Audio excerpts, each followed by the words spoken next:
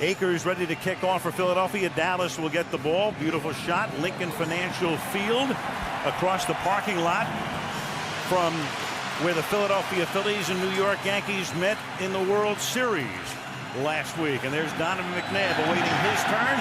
Flashballs popping in Philadelphia, and away we go on a beautiful night as Felix Jones takes it from the 5-yard line out to the 22. And we'll take a look now at the Dallas starters. Tony Romo, Eastern Illinois. Marion Barber III, Minnesota. Roy Williams, Texas. Miles Austin, Monmouth. Jason Witten, Tennessee. Martellus Bennett, Texas A&M. Lozelle Adams, Michigan State. Kyle Kozar, Arizona State. Andre Gerard, Colorado. Leonard Davis, Texas. Mike Colombo, Boston College. Miles Austin, the sudden star.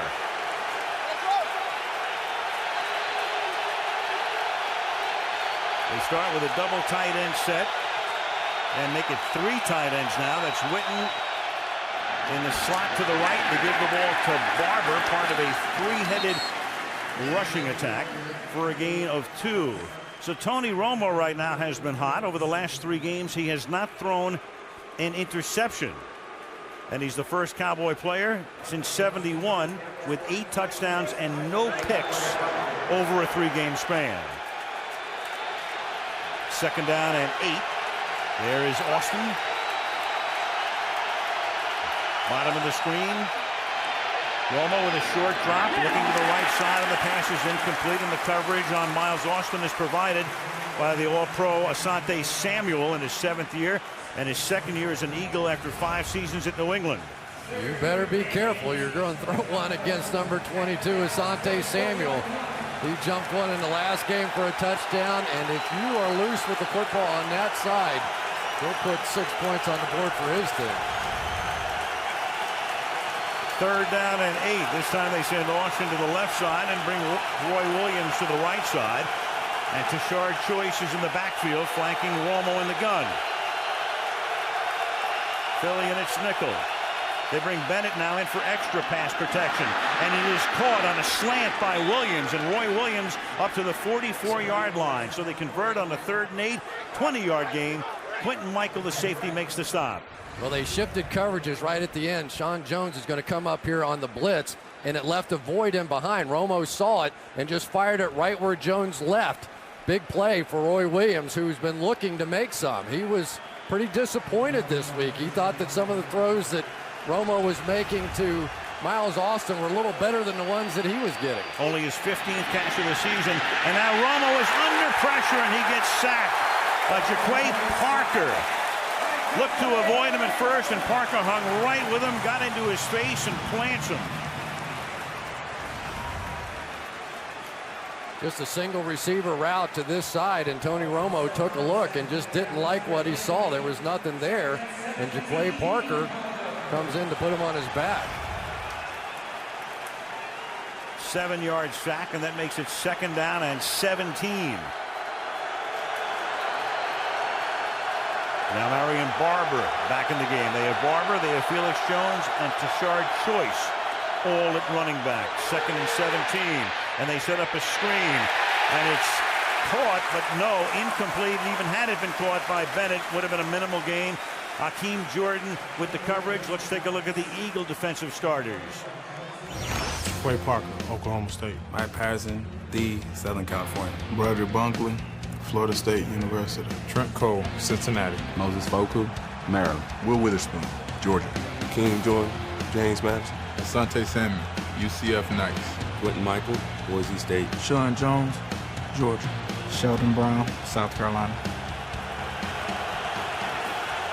And that defense right now has put Dallas in a 3rd and 17. They show blitz. Here they come up the middle. Romo has to escape. They throw a screen caught by Choice, and he can only get back to the 46-yard line. It'll be 4th down and 9. Sean Jones making the stop, and Dallas will punt.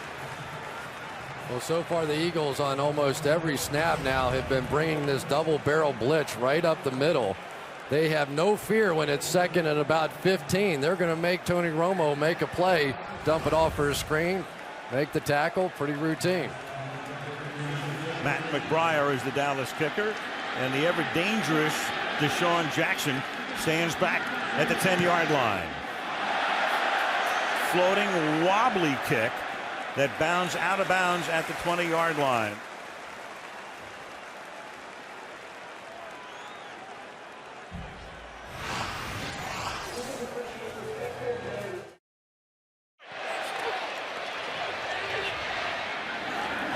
As McNabb's first play is a pass intended for Jeremy Maclin, the rookie out of Missouri, and that is incomplete.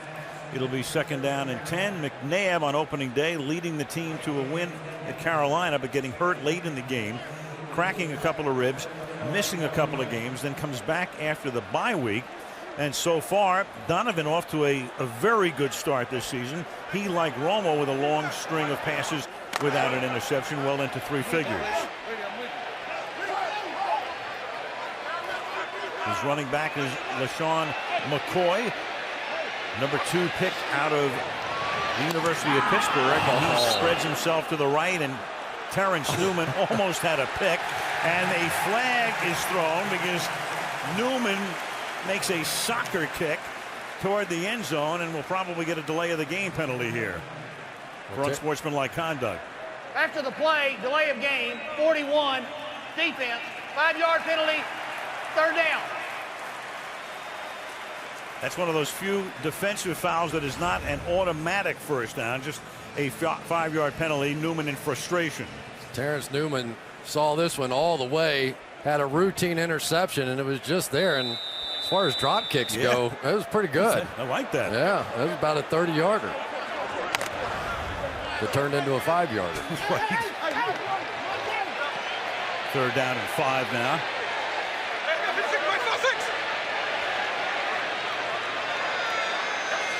Eagles with 5 receivers. McNabb found the open man over the middle, but it's off his hands and then picked off by Gerald Sensabaugh. So McNabb would have had the first down, and the pass is off the hands of Jeremy Maclin and intercepted by Sensabaugh. Well, we told you about all the good young receivers on this football team. Jeremy Maclin has been making a lot of plays, but this one is fairly routine, and you just gift wrap an interception. And for McNabb, he'd gone about 4 straight games without throwing one, and unfortunately football doesn't have an official scorer. That one would have not been given to him.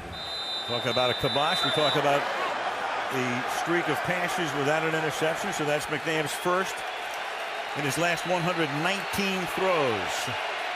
Wildcat now, and that's Choice taking the snap, and Choice around the left side, and he's very close to picking up a first down, and there's a flag down. Walt Coleman is the referee. So the Cowboys bring out the Wildcat 3 minutes into the game. Holding, 34, offense, 10-yard penalty, still first down. But Deion Anderson, the fullback Deion Anderson, made a nice block, but in trying to finish this block, he's going to sling the defender to the ground, and that's when he got the holding call. He's in perfect position, doesn't need to do this, but as he took Moses Foku to the ground, he got the hold. It costs him a 10-yard gain and makes it a first down and 20 at the 47-yard line. Marion Barber is the running back in this set.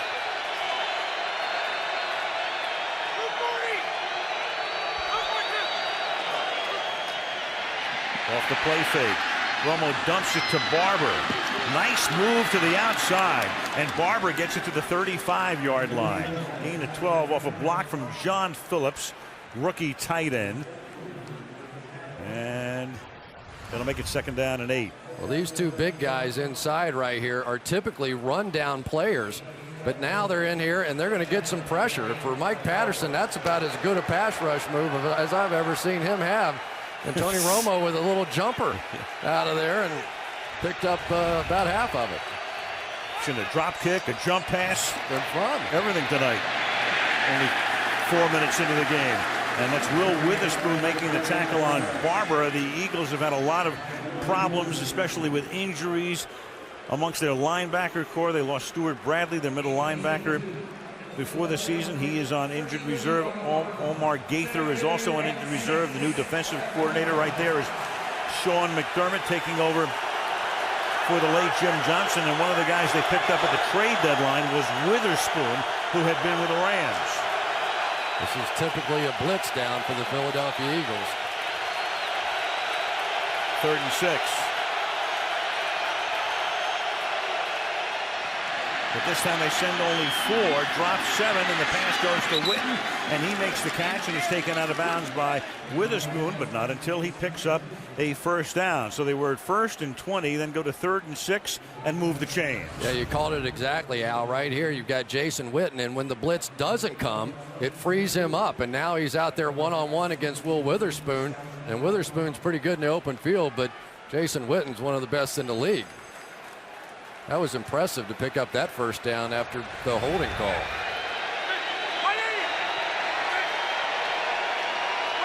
Witten is the team's leading receiver, and they're going to run a reverse here with Kevin Ogletree, who came into the game for the first time, his first play, and he takes the ball to the 18-yard line. He is a rookie free agent out of Virginia. Well, for the Philadelphia Eagles now, their offense has put them in a rare bad spot after an interception. And defensively, these guys, a lot of them have not played together very long. Moses Foku, Will Witherspoon, Akeem Jordan, the linebackers. They probably have 3 guys that have started at linebacker that are now injured and out of there, so some adjusting to do. 2nd down and 4 for the Cowboys, trying to cash in on the turnover. And Flozell Adams would figure to be in the middle of it. 75, offense, 5-yard penalty, still 2nd down. At that time, it's Colombo, Mark Colombo, with the full start, number 75. Well, so did Flozell, so Take your pick. They heard enough of Flozell on national television, but I think Flozell saw that blitz coming. They were bringing safeties, they were bringing all the linebackers, and he just flinched.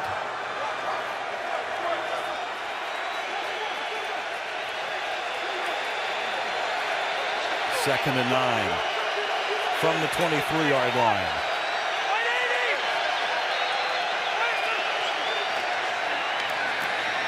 Good protection, a ton of time, and then the pass is a little high for Austin to hang on to. Off his fingertips, the coverage by Sheldon Brown, and that makes it 3rd down and 9 for Dallas.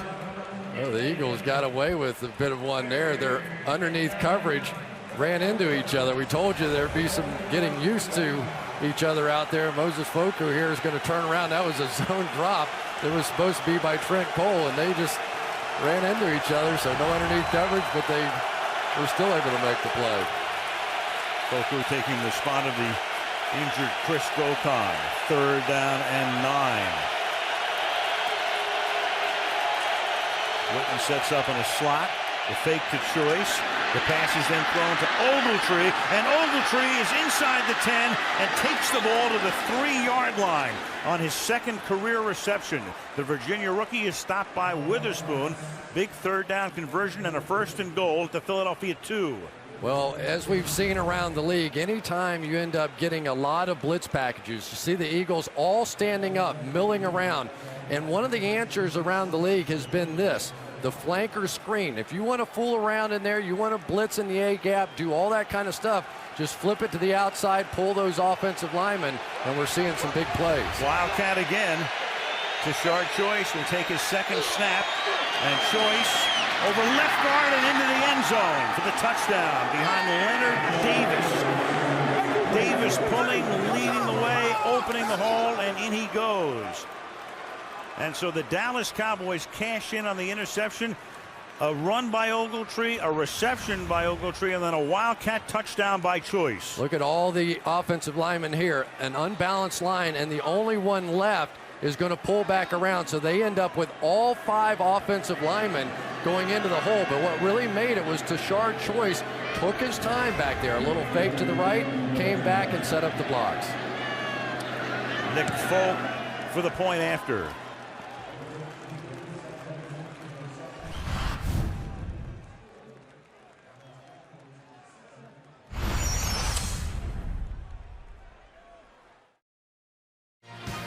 They drafted David Beeler in the 5th round out of USC to be their kickoff guy, and so far he's been fabulous. 40% of his kickoffs have resulted in touchbacks.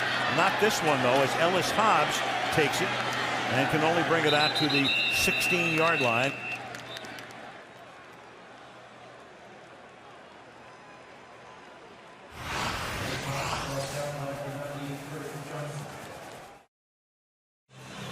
Quick strike Eagles, they have 23 total touchdowns this year. 14 have come on drives of 4 or fewer plays, and only one drive took 10 or more plays. 8-2 is Andy Reid at home against the Cowboys, and overall the 21st game he has coached against the Dallas Cowboys, and he's 14-6 against Dallas from the 16-yard line. They give the ball to the rookie running back LaShawn McCoy for a gain of 4. Let's take a look at the Eagles starters. Donovan McNabb, Syracuse University. LaShawn McCoy, Pitt Panthers. Leonard Weaver, Melbourne, Florida. Deshaun Jackson, Long Beach Poly. Jeremy Mackin, Mizzou Tigers. Brent Selleck, Cincinnati. Jason Peters, Arkansas. Todd Herman, Saginaw Valley. Jamal Jackson, Delaware State. Nick Cole, New Mexico State. Winston Justice, Southern Cal. Peters, one of the big offseason acquisitions, picked him up in a trade with Buffalo, and now chugging ahead through the middle goes Leonard Weaver, the fullback who had a 41-yard touchdown run last week. 3rd and short. Let's take a look at the Dallas D. Marcus Spears, Louisiana State. Jay Ratliff, Auburn. Igor Olshansky, Oregon. Anthony Spencer, Purdue. Brady James, LSU. Keith Brooking, Georgia Tech. Marcus Ware, Troy. Terrence Newman, Kansas State.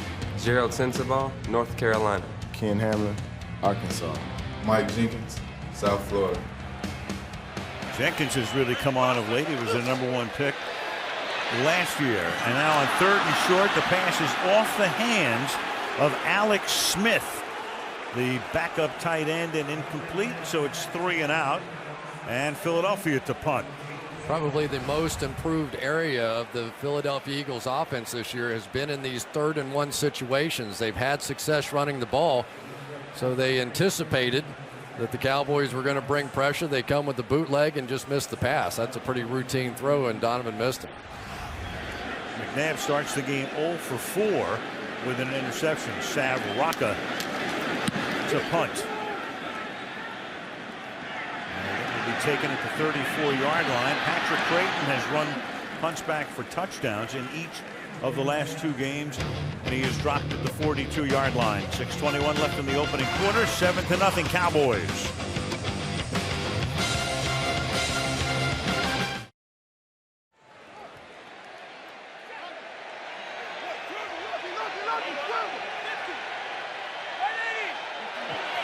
From the 41-yard line, Felix Jones is the running back as Dallas begins this drive. As Romo gets spun down, the pass is incomplete, intended for Dion Anderson, and it'll be 2nd down and 10. Take a look at this. To Roy Williams, and there's been a lot made of that around Dallas this week, Romo's rating is 77.6. To all other receivers, it's 114, and to Miles Austin, 135, which is the highest in the NFL. And of course, much, as I say, was made in the Metroplex this week. We'll get to that in a second, as Roy Williams is a guy who cost him a lot in the trade with Detroit last year and hasn't lived up to it yet. Felix Jones to the 45. Chris, you're a receiver, a great one for a number of years in the National Football League. So what's the deal here? Is it Romo not getting the ball where Williams needs it, or Williams not running the routes that Romo needs to have run for him? Well, it's pretty obvious when you put on the film. Romo just doesn't know where he's going to be, Roy Williams.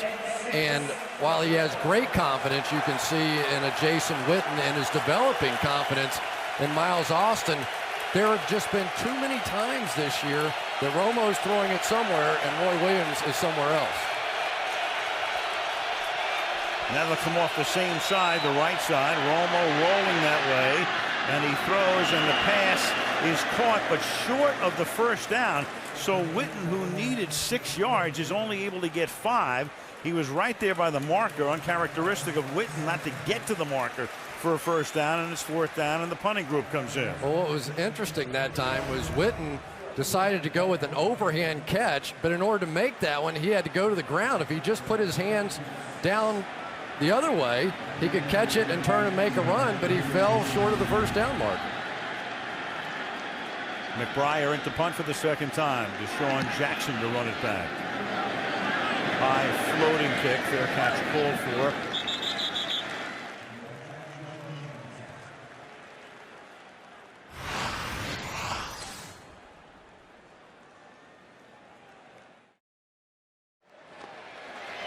From the 15-yard line, they run a slant to Jeremy Macklin, and the rookie picks up a first down up at the 30-yard line. He's tackled by the cornerback Mike Jenkins. Mike Jenkins playing so far off. I mean, this has to be a good 10-12 yards off, and Donovan sees it and Macklin sees it and just says thank you very much. That's just routine on the outside if you're going to give that kind of a cushion. Jenkins has really been playing well, but he was way off that time. McNabb's first completion of the night. He's 1 of 5 for those 15 yards from the 30-yard line.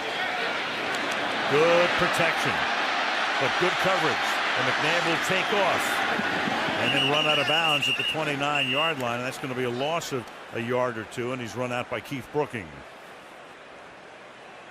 Jason Peters, who came over in a trade from Buffalo right here, does a heck of a job on one of the great pass rushers in the league this time, DeMarcus Ware. If they can get that kind of protection out of him, he's made a few mistakes during the past few weeks, not exactly knowing where to go, some of the adjustments in this offense. But athletically, this guy's as gifted as just about anybody playing the left tackle position. It's going to be a great matchup tonight. Clay Thomas and John Runyon were the tackles for so many seasons with the Eagles. So revamp it up front, and now McNabb gets taken down by Jay Ratliff, the nose tackle, who salutes himself. And Jason Peters is down. Just talking about Jason Peters, and there he is on the turf. What's Jay Ratliff here? They've made so many changes to this offensive line, but Jay Ratliff is really going to end up being no match for some of these guys in a one-on-one situations. He truly has been one of the more exciting pass rushers around, but this is big news right now. Jason Peters, because of all the injuries they've had at the tackle position, this is significant. Injury timeout.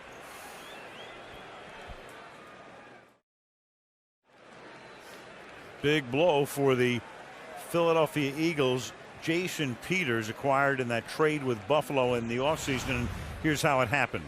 Jay Ratliff got McNabb, and he also got Peters. Falls right on the back of his leg. But we talked about the significance of this because Sean Andrews, who was supposed to be the right tackle this year, is already on IR. Winston Justice playing there, so now we have backup tackles in at both positions. They're going to move Harriman from left guard to left tackle. You have a flag here on a 3rd and 18. Weaver makes the catch. That's a good hurdle move, and he takes it out to the 38. He's tackled by Hamlin short of the first down. Walt Coleman will make the call.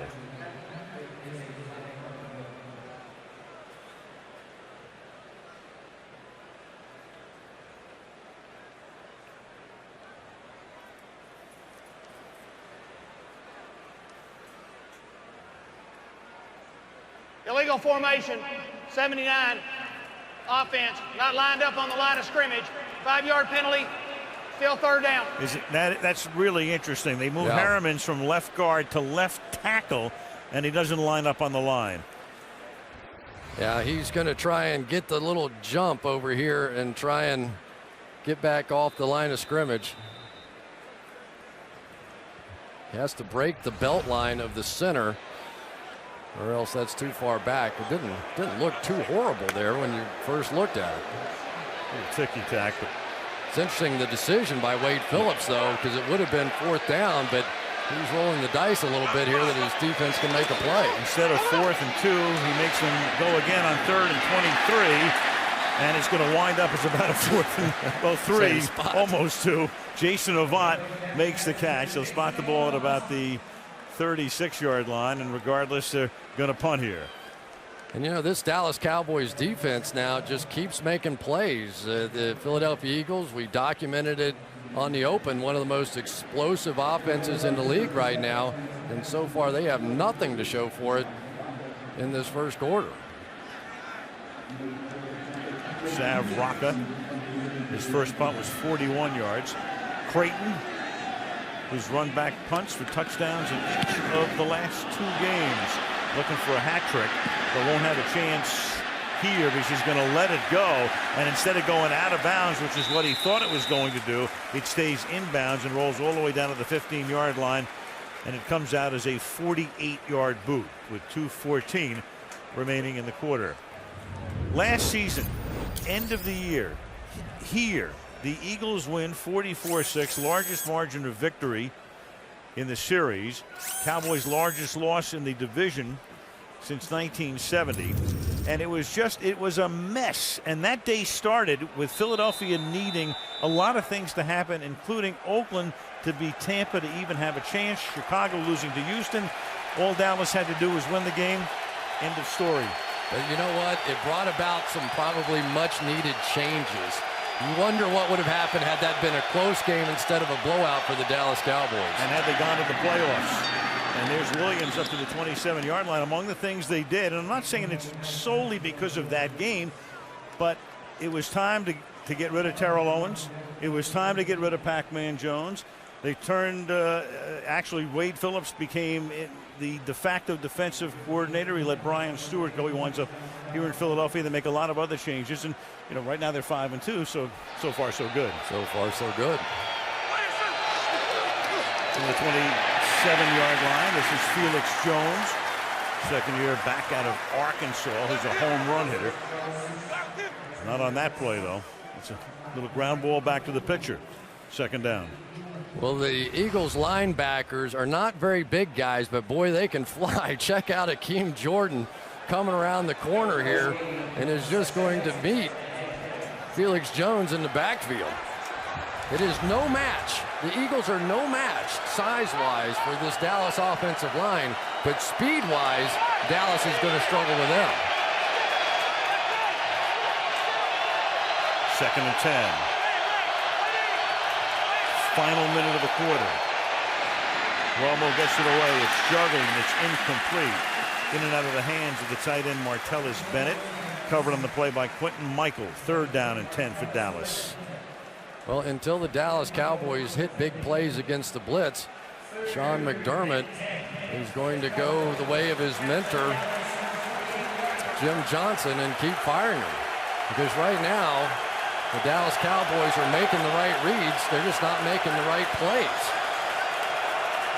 McDermott, in his first year as the defensive coordinator, played college football at William & Mary with Darren Sharper and Mike Tomlin, the Steelers coach. Third and 10. Here come the Eagles again. They flush Romo out, and he gets it away to Witten, and Witten gets taken down to the 33-yard line. Witherspoon able to hang on when it looked like Witten was going to get away. Quentin Michael put the pressure on Romo that time, and it's fourth down. Well, you saw Tony Romo pointing left, and here's why. They're bringing everything off of this side, and again, forcing Tony Romo to get this throw out of here. What the Eagles have done so well tonight that they have not necessarily done well in the past is make those tackles short of the first down. The Friars' third punt of the game. And Deshaun Jackson will not have a chance to run this one back, as it's out of bounds at the 18-yard line with 12 seconds remaining in the quarter. You know, it's the one thing that we've seen out of the Philadelphia Eagles this year, though. They may not score for a few series, and then they may score 3 straight on 4-play drives and touchdowns over the top. They lead the National Football League in most plays 20 yards or more, and have just been so explosive this year. But because they are so young, they're also making some mistakes at times, like we've already seen on some earlier drives. In the quarter to this point, they have only 1 first down. They've run 10 plays for 36 yards, and they've taped up the left ankle of the left tackle, Jason Peters, from the 18-yard line. McNabb off the play fake, buying time, and then the pass is incomplete, intended for Jeremy Maclin. And here it comes. Well, Philly's always a tough crowd. What else is new? It's always a tough crowd, but you think back to that Washington game, and Donovan threw about 3 balls in the dirt in that one. And Andy Reid's always been his biggest supporter, but anytime you put on the tape of Donovan McNabb, every once in a while he locks out that front knee and throws one straight down in the ground, and we saw one there. Last week, first 3 drives against the Giants when they blew them out. 2 touchdowns and a field goal. Whole other story tonight. And they run out of a shotgun formation as LaShawn McCoy takes it to the 21. And that will take us to the end of the first quarter in Philadelphia with the Dallas Cowboys leading the Philadelphia Eagles 7-0. And Sunday Night Football continues after these messages.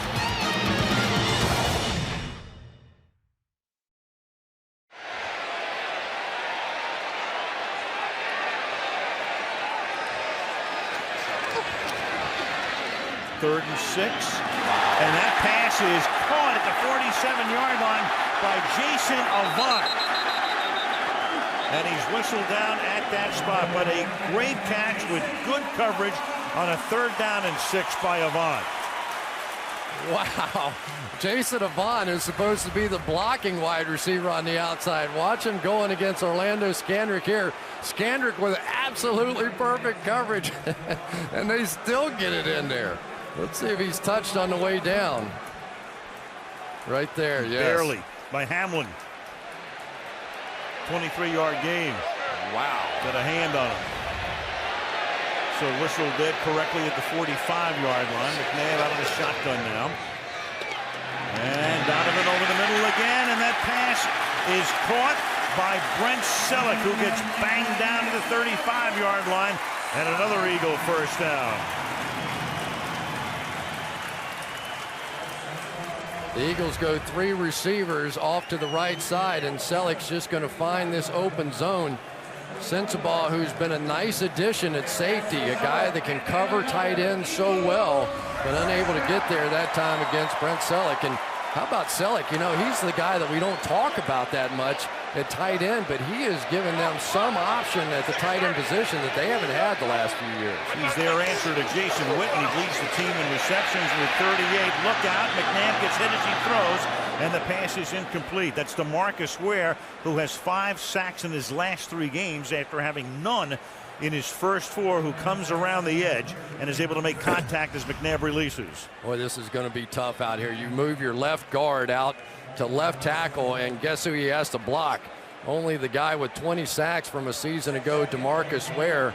And if you're not going to end up giving a little help to Todd Harriman's on the outside, it's going to be a tough night tonight for Donovan McNabb.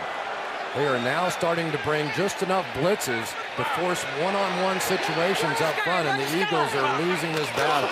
2nd down and 10 on the ground, and breaking the tackle in the backfield and running to the outside is McCoy for a first down. Junior Seavi had him in the backfield for no gain, lost him, and the next thing you know, it's a 17-yard pickup. The Junior Seavi is going to meet this one and look like it's going to be for nothing, but for LaShawn McCoy, they have really been on him about don't dance in the hole, just hit it hard. Watch this one. This is a beauty. Arm tackle by a 300-pounder, and he just keeps his legs moving and ends up with a big play. Eagles have moved from their 18 to the Dallas 18. And on first down, again, it's McCoy. If you tuned in late, Westbrook not playing, inactive tonight.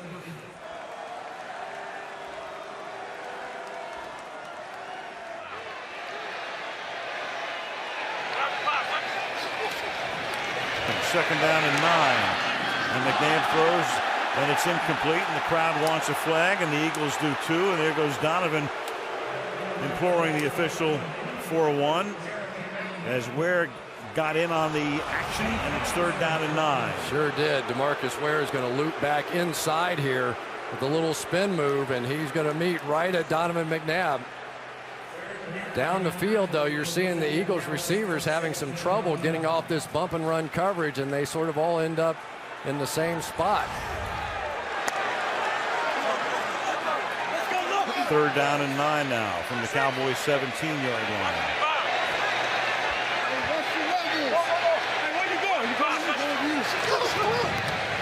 McNabb flushed out and then twisted down.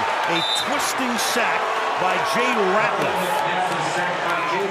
And that's Ratliff's second sack and the third sack by the Cowboys in the first 18 minutes of the game. Stacey Andrews, coming back from a serious knee injury, is going to have his hands full right there. You're starting to see the Cowboys now getting the matchups that they like. That time Jay Ratliff, who is, other than Ware, their best pass rusher inside. And I tell you, it is tough on offensive linemen regardless. But when you're moving all over to new positions the way this Eagles line is, it's going to be really tough. 45-yard attempt off the foot of David Akers, and that is good.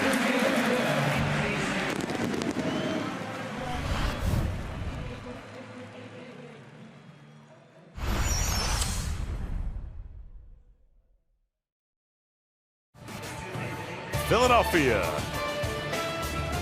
on this 8th night of November. Battle for first place in the NFC East. Lincoln Financial Field, home of the Eagles since 2003. Across the parking lot from the old home Veterans Stadium, now demolished. 7-3 Dallas. Akers kick, 5-yard line. Felix Jones, always a threat to run one all the way back. But not this time. Met at the 25-yard line by Joselio Hansen. A lot of folks who made the acquaintance of one Jim Johnson really miss him. Of course, no more so than here in Philadelphia amongst the organization, the players, the coaches. Jim dying of cancer earlier this year. They detected it in the middle of last season, and Sean McDermott, one of his proteges, takes over, and there's the JJ on the back of the helmets in the memory of one of the really great guys that any of us have been around in the NFL. And again, they run the Wildcat here with Tashard Choice. Third time he's done it. You know, Chris, we've known all these guys through the years, head coaches, assistant coaches, and personnel people and executives, and there was no better guy than Jim Johnson. No, there really wasn't, and Sean McDermott misses him too. He still has a big picture of Jim in his office, and he says it's just almost surreal that he's not here. So much his mentor and trained Sean McDermott during the course of his coaching career. But he says, I still, when I walk down the hallway, I expect to see him. I expect to be able to have a conversation with him, but he is very much carried on in Jim's tradition of blitzing and getting after the quarterback. Very aggressive. Meanwhile, Andre Gerard, the center for the Dallas Cowboys, is hurt. Back in a moment.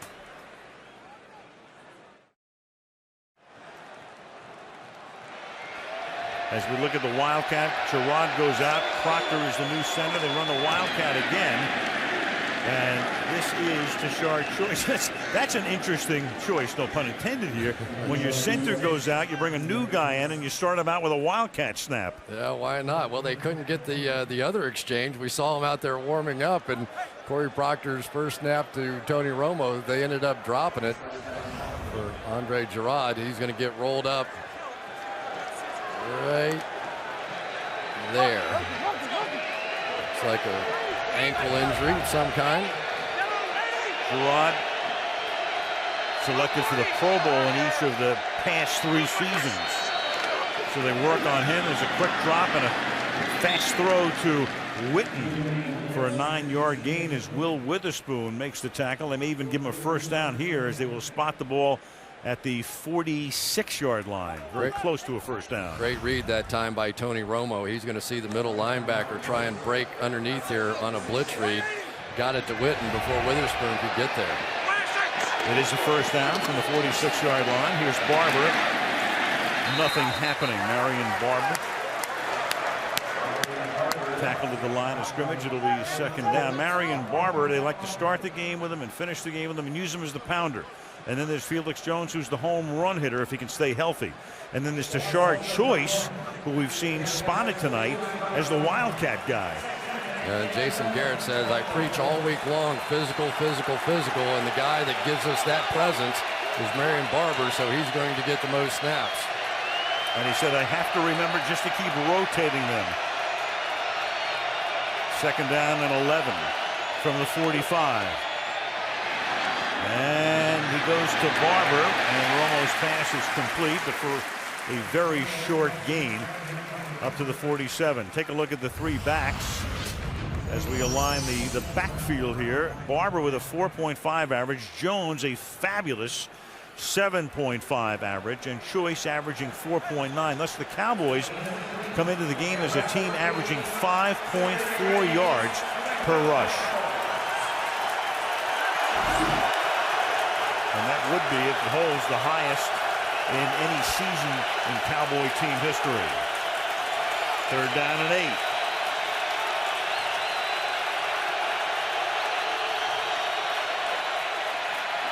Romo has to step away and can't get away.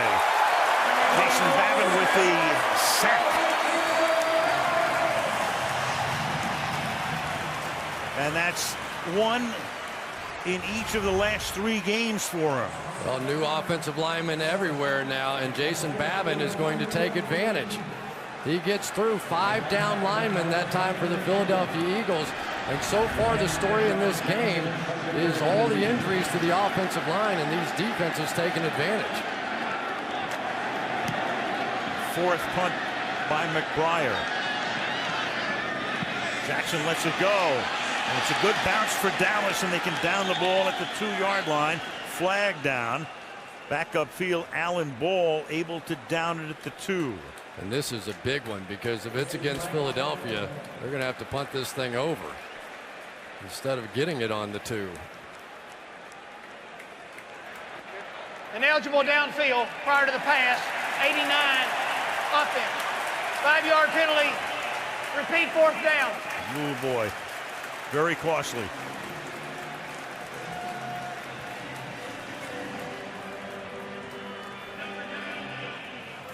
Sometimes when those guys up front are unblocked, they forget that they can't go downfield before the thing's punted. They get almost so surprised that nobody's on them, they take off. Wow, that was a big play in the game right there. So there would have been a 57-yard boot that would have been down at the 2-yard line. And McBriar will try to do it again. And this time Jackson will field it at the 7-yard line. And comes all the way across the field, and out of bounds he goes at the 16-yard line.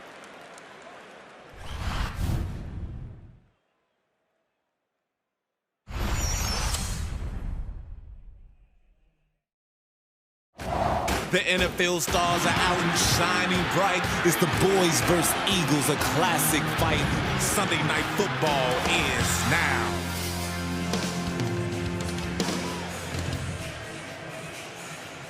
The 4 teams in the NFC East, I mean, all of the rivalries are great. I don't know what's number 1, but a lot of people could make a case for this one. I like this one here. Eagles fans are a little bitter sometimes. From the 16-yard line, Leonard Weaver, the fullback, takes it up for a gain of 6. And let's take a look at some of the defensive pressure here, Chris. Well, it's been the stars for the Cowboys. DeMarcus Ware, ever since they had the injury to Jason Peters, he really has just been too much for Todd Harriman's playing tackle. And then, of course, Jay Ratliff, the other star pass rusher they have up front. They're moving him around. They're giving him an opportunity to create one-on-one situations, and he has just been too much. And on 2nd down and 3, now they're going to give the ball to Weaver again. Back-to-back carries by the former Seattle Seahawk, making it 3rd down and 2. It was interesting talking to Marty Mornhinweg a little bit about this offense. He said there are 2 teams out there that we have to run the football against. We have no choice. When we play the Cowboys and we play the Giants, the way that they can rush the passer, we have to be able to run the ball. And I would think with all the changes up front, it actually would be easier for these guys to run block than pass block. 3rd and 2. Philadelphia going 4 wide on 3rd and short. Pressure put on, and the pass is incomplete, but here comes the flag. Jason Avant asked for and got the flag, covered by Alan Ball, but interference and a 1st down. Yeah, that was a pretty easy call, Pass I thought. interference, 20. Pass interference, 20, defense. Ball we placed at the spot of the foul, first down. Well, Coleman working both sides of the crowd tonight. Why not? Theater in the round here. Alan Ball, you're going to see, is just going to lock on to Jason Avant. He had no help in behind him, no safety. They came with a safety blitz, and he knew he had to be physical there and got caught. You hear the buzz of the crowd, and Mike Vick is in the game. So the first play for Mike Vick. And Vick will run it himself, but not very far, up to the 32-yard line where DeMarcus Ware makes the tackle. Of course, it wasn't a bigger story in the early part of the season than the Eagles signing Vick. But in terms of his play, he's been used very sparingly and really hasn't done anything of notice. Yeah, he really hasn't. And, you know, he came in here, obviously didn't get a chance to train and was about 12 pounds overweight and is just now playing himself back into his playing weight. But we just haven't seen that explosive play out of him. And he just doesn't look as fast, does he, when you see him on tape? Not at all. Second down and 8. And McNabb hit as he throws, gets it away, and the pass is dropped out in the flat by McCoy. And again, that's DeMarcus Ware, number 94, getting in Donovan's face. Third down. Well, I can promise you this won't work. LaShawn McCoy on the outside. Guess who he has all by himself? No. So then they're just going to try and dump it off. So what really they were doing was almost a screen kind of a look. He was just going to get his hands on him, turn around, and make the play. Donovan made the right read, but McCoy just dropped it. And so far you're seeing them, they're missing Brian Westbrook right now. Didn't last week, but half so far tonight. Third and 8. McNabb pressured again, stepping up, stepping away, dumping it off, and it's going to be close to a first down. Selleck makes the catch. And Newman is pointing to where he thinks it should be spotted, but the line judge says, right here. Coleman takes a look, and he's going to bring the chains in from the other side of the field. What a great hit by Terrence Newman on the end of this one. You don't expect corners to make this kind of a hit, but he may have left him just short of the first down because he didn't give him 1 inch after this play. Selleck's a big tight end, very physical player, but watch this shot. Not 1 additional inch after contact. Very close. The ball in his right hand. Tries to reach out afterwards. Newman giving away 66 pounds, and that will be a first down. The official sticks were on the other side of the field, so Coleman had to bring those in, and it is a first down. Brent Selleck has become a very popular player here in Philadelphia. And you can see him after he catches the ball. Typically, he's the one looking for contact. He's the guy trying to run someone over. But the difference that he has made, they have had L.J. Smith here for years as the tight end, but he has really become a very legitimate pass-catching threat. Second catch of the night for him. Here's McCoy getting free, picking up a first down and taking the ball to the Dallas 48-yard line before he's finally run down by Brady James, and he gets a hand from Brian Westbrook on the sideline. Great job by Alex Smith, the blocking tight end. He's going to come over here and get this pinned, and watch McCoy set this up. He's going to come inside and then bounce it all the way back to the outside. We're starting to see some of the things that we saw from him in college. Very athletic, not quite as physical as a Bryant Westbrook, but capable of big plays. Leonard Weaver as the sole back, and they send Weaver through the middle, and he's tackled by Brooking, taking it to the 41-yard line. Weaver 6 feet even and 250 pounds, and lining him up as the tailback here. Yeah, I think he's probably as shocked as anybody. As a fullback, though, had 8 for 75 last week and a big 41-yard touchdown. And there is Peters. They had his left ankle heavily wrapped. They took him back for x-rays, which I'm going to assume were negative, since he's back out on the field trying to get it loose and see if he can return to the game. Second down and 5 from the 42-yard line. Out of a tight formation here, and the inside handoff goes to McCoy. Eagles like to run a lot out of a shotgun, as they do here, and that will be a first down. You know, I really like what I'm seeing out of LaShawn McCoy tonight.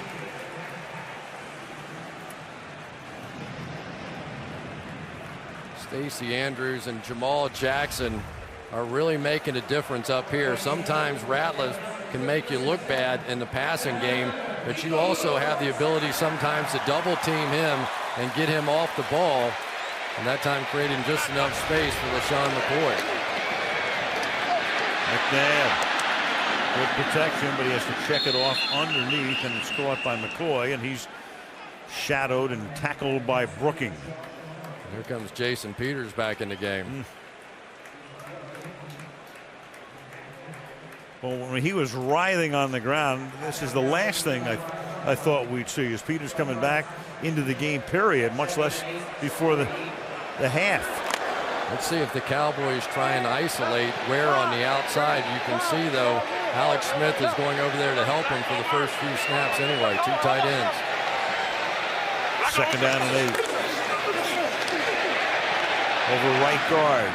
Tough running by Weaver to the 31-yard line. I have to admit, when I started studying for this game, it was a little bit of a feeling of who are these guys watching the Philadelphia Eagles play. They're all so young and they're all so determined. I mean, Weaver's a new fullback, McCoy's a new running back, Jackson just in his 2nd year, Jeremy Maclin a rookie, Selleck making a big difference at tight end, 2 new tackles on the outside, and yet somehow they've been able to piece all of this together and have been very effective. Very effective to the extent that they're averaging 29 points per game. 2-minute warning with the 3rd and 4 coming up on the other side of the break. 7-3 Cowboys.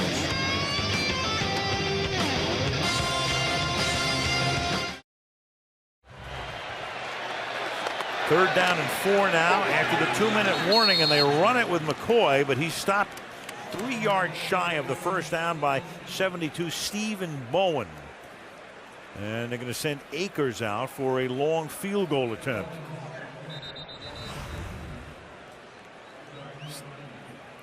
Stephen Bowen here on the inside is going to end up making the big play, coming down and getting that crack. And timeout taken here by the Dallas Cowboys before a 48-yard field goal attempt.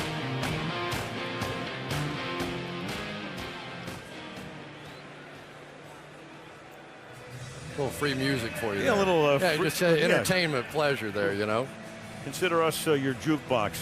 How about Andy Reid and the job he's done for the Philadelphia Eagles? 14-6 against the Dallas Cowboys. What did he say when he first got the job here? He went over to McDonald's, and this little lady about 80 years of age and came up to him and said, "Are you the coach of the Philadelphia Eagles?" And he said, "Yes, ma'am." He said, "Well, I want you to take the Eagles or take the Cowboys and kick the blankety. And he looked at her and said, "Ma'am, you're on. I'll go for him." And he's done a great job. She may have been 80, but she threw some pretty good adjectives in there as well. She did. 48-yard attempt by Akers. They're trying to make it a 1-point game. And that kick is good. Made it by plenty. Bangs it through the uprights with 1:38 to play in the half. 7-6 Cowboys.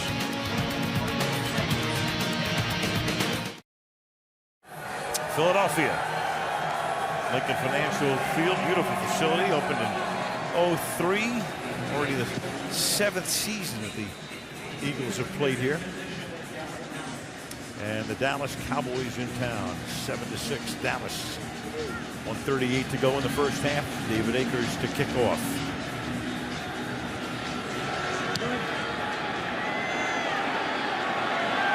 Felix Jones takes it at the 2-yard line. Coverage very good. Taken down at the 20.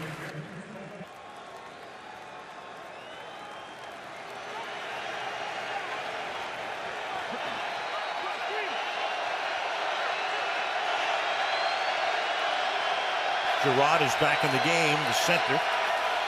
Snap it to Romo out of the gun. Tony hanging in the pocket, and the pass is low, intended for Creighton and incomplete. 2nd down and 10 at the 19. Nice coverage on the outside there by Joselio Hansen. Didn't get fooled at all by the late move in the comeback, and now for Wade Phillips, you have to be a little bit careful in your own right. You don't want to make it too easy for the Philadelphia Eagles here and give them a chance to take the lead before the half. 2nd and 10.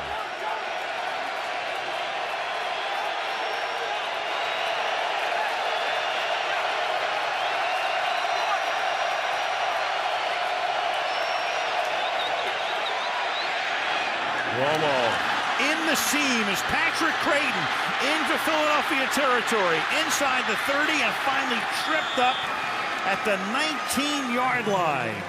Chasing him was Tracy White, the linebacker, from behind, and that's a gain of 64 yards. Tracy White that time was coming all the way across the formation, runs into his own guy, and ends up getting knocked off the coverage here. You can see he ends up leaving Creighton wide open down the field because he ran into his own guy. It's the second time we've seen it so far in this one.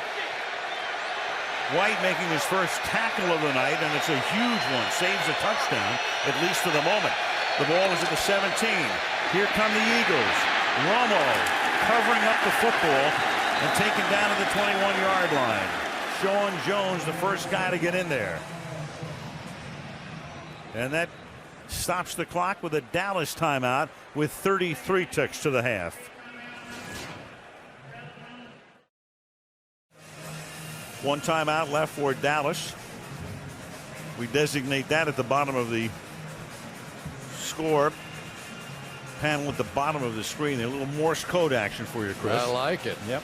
And you saw there Tony Romo talking to Patrick Creighton. I think Creighton missed the blitz read that time. They brought everybody on the last one, and Creighton didn't break it off. Romo was looking for him, and when he didn't break it off, he had no choice but to scramble out. 2nd down and 14 now.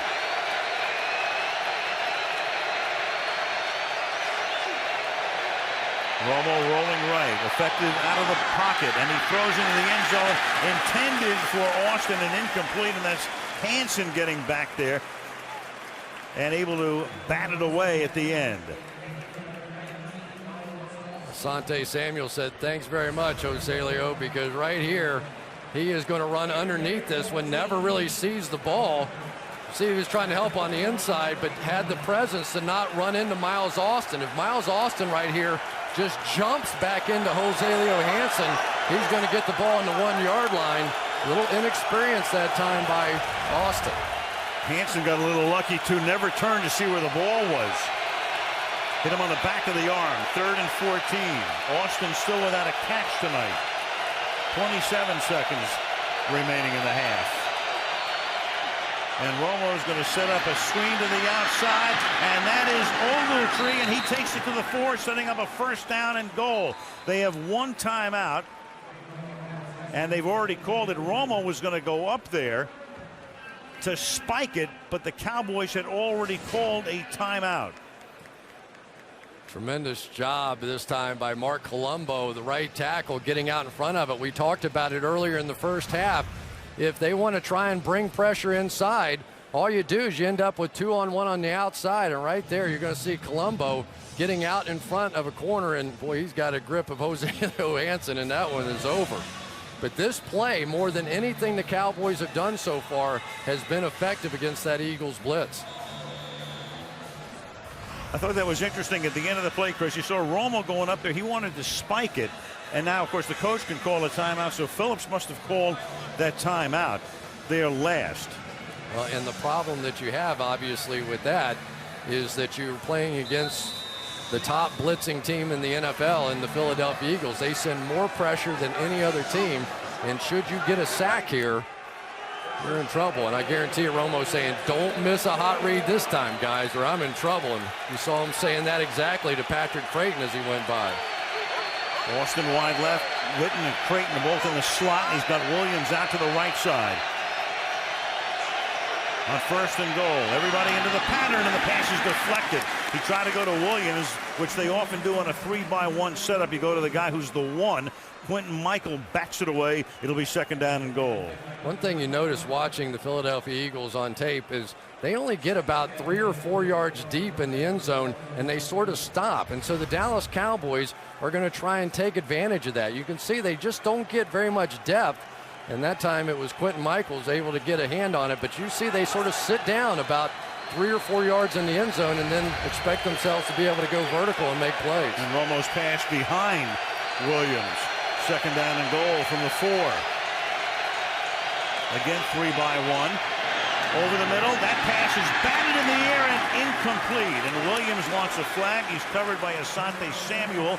Romo says, I can't believe that's not interference. Had Samuel looked around, he might have been able to pick it off after the deflection. I agree. Third down. I agree with the Cowboys. I thought this was pass interference. Asante Samuel right here. Let's see if he hooks on. Yeah, he grabs his arm. That's no question. Should have been a call. He could only get one arm up. Asante Samuel, the old vet, got it done. 3rd and goal. You can't leave it short of the end zone. In fact, you have no opportunity to spike it. So they have to go to the end zone. Romo escapes a sack, throws, and is lucky that one wasn't picked off. He got away with one there because he gets sacked. They don't even have an opportunity for a field goal in all likelihood. 4th and goal. You know, sometimes against Tony Romo, it's better to just rush 4 because he's so confident in his escape ability. You'll see he just rushes 4 here. But when he holds the ball, man, he really set himself for an opportunity for the sack. But his athleticism allowed him to get out of there. But big job by the Eagles defense to hold him out of the end zone. Nick Folk now for a chip shot 22-yard field goal.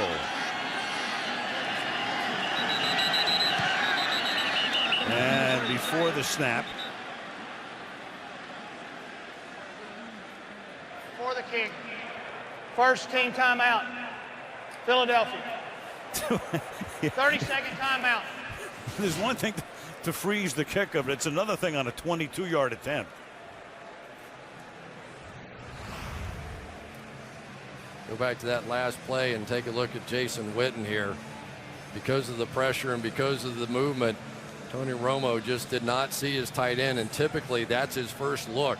You could see Asante Samuel, I believe it was, on the outside, really jumping this underneath route. He probably jumps routes more than anybody else, but the pressure just didn't allow him to see Witten.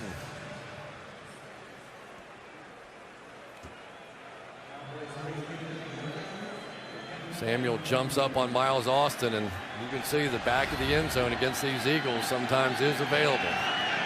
Parker almost getting the sack. McBriar puts it down, and Folk's kick is just good, just inside the left upright. A little dicey with 4 ticks remaining in the opening half, and the Dallas lead is extended to 4. So Dallas on top by a score of 10-6. Sometimes you go over, I've been on a couple of USO tours, and it's stunning how young they are. I mean, they look like babies running around those ships, but they are so efficient and do their job so well. Kickoff fielded at the 32-yard line by Alex Smith, and that will take us to halftime. End of the half, battle for first in the NFC East. The Dallas Cowboys lead the Philadelphia Eagles 10-6. Second half, Al Michaels, Chris Collinsworth, Andrew Kramer in Philadelphia. That was the only touchdown of the half. The big guns coming in at wideout. Miles Austin, the sudden star, has been thrown to 3 times tonight and doesn't have a catch. Sean Jackson has been thrown to once and doesn't have a catch. Coming into the game, these guys averaging 1-2 in yards per catch this season. Austin leading with a 21-7 average, Jackson 20.9, but nothing tonight. Second half kickoff fielded by Ellis Hobbs at the 4-yard line. And Hobbs across the 40, but there's a penalty marker down. And Hobbs may be going to the end zone on what would be a 96-yard touchdown romp, but the crowd sees the yellow flag in the middle of the field at the 34-yard line. And Hobbs knows it. Holding, 53, return team, 10-yard penalty, first down. Moses Foku, the rookie linebacker out of Maryland.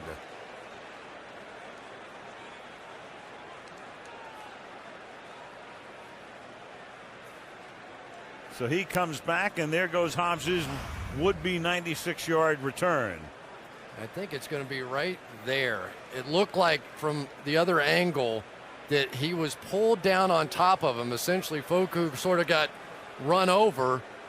Let's see here if he ends up.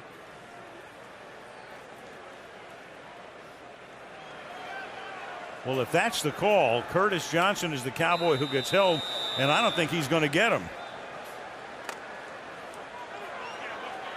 So it's one thing for a holding call that sets up a touchdown. It's another when you hold and you would have had the touchdown anyway, and that pass is incomplete. It'll be 2nd and 10, and you have another flag here. Keith Brooking was covering on the play. Walt Coleman after a conference.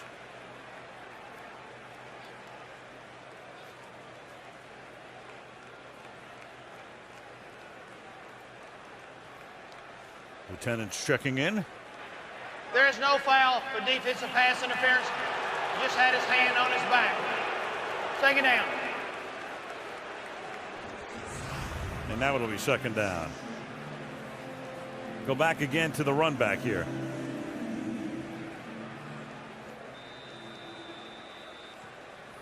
Right here, I think is going to be the call. You'll see the arm go around the back, and then he's pulled to the ground, and that's exactly what was called. So it'll be 2nd down and 10 now with the ball at the 23-yard line. McNabb with some heat from the middle, still able to get it away and pick up a 1st down here. Alex Smith, 5th-year backup tight end out of Stanford, picked up as a free agent this offseason with a 1st down. Well, that time they moved the tight ends to the outside and the wide receivers to the inside, and they're just going to end up hitting them on a slant out here. It's one of the things that a lot of teams like to do now, get those big body tight ends on the outside, and typically the corners want no part of trying to tackle them. From the 35 now on 1st down. 4-man Cowboy rush. Dumps it off underneath. The rookie McCoy taken down at the 40-yard line by Bobby Carpenter, number 54. Check out some of the figures through the first 30 minutes. Dallas dominating the first quarter, and Philadelphia pretty much dominating the second. How strange is it to see the Philadelphia Eagles with 70 rushing yards and the Dallas Cowboys with 26? Historically, those numbers would be flipped. And that number under turnovers won the difference in the game, because Dallas, with that turnover, able to cash in for the game's only touchdown. McNabb, they had a hand on him as he gets it away, but there's McCoy into Dallas territory inside the 30. And taken down to the 15-yard line by Gerald Sensabaugh. Anthony Spencer put the heat on, almost got there. Instead, it's a 45-yard reception. One of the things that Brian Westbrook does best is run the screen pass. This time McCoy's going to set it up beautifully, kind of runs into his own guy a little bit, but McNabb holds on to it as long as he possibly can and ends up making a huge play. Sean Jackson down the field on Terrence Newman, ended up buying about another 40 yards on the play with that block. Screened him out, and off he romped for 45. Weaver is the back. Weaver keeping those legs churning, going through the middle and picking up 3 yards to the 12-yard line. 2nd down and let's call it 6, a 4-yard gain. Anytime you do Philadelphia Eagles games, you know a screen will be a part of the process at some point. I think they're the best screening team in the NFL with Brian Westbrook. He has been such a marvelous actor over the years. You know, Al, where, you know, he makes it look like he's blocking, and in the last second, he and Donovan have a little bit of magic, and it looks like some of the magic's rubbed off on LaShawn McCoy now. Great at deception. 3 minutes into the second half, 2nd down and 6 from the 11-yard line. Rush 4, 7 cover. McNabb escapes. McNabb will throw. Caught for a touchdown by Brent Selleck.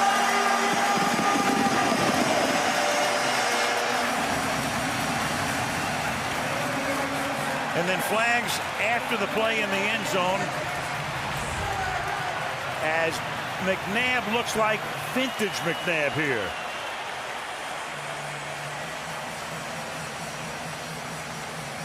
Very close to the line of scrimmage, but I think the play was good. And Brent Selleck with a very clever play. He was hooked up and saw the After defenders. the play was over, unsportsmanlike conduct, demonstration, 81 on the offense. That 15-yard penalty will be assessed on the kickoff. Touchdown. That line, the red line, not official, but that would be your line of scrimmage. And now McNabb was Remember, behind it. everything has to be over that line of scrimmage. Even if your back toe is behind that red line, if the ball is behind that red line, it is a good play.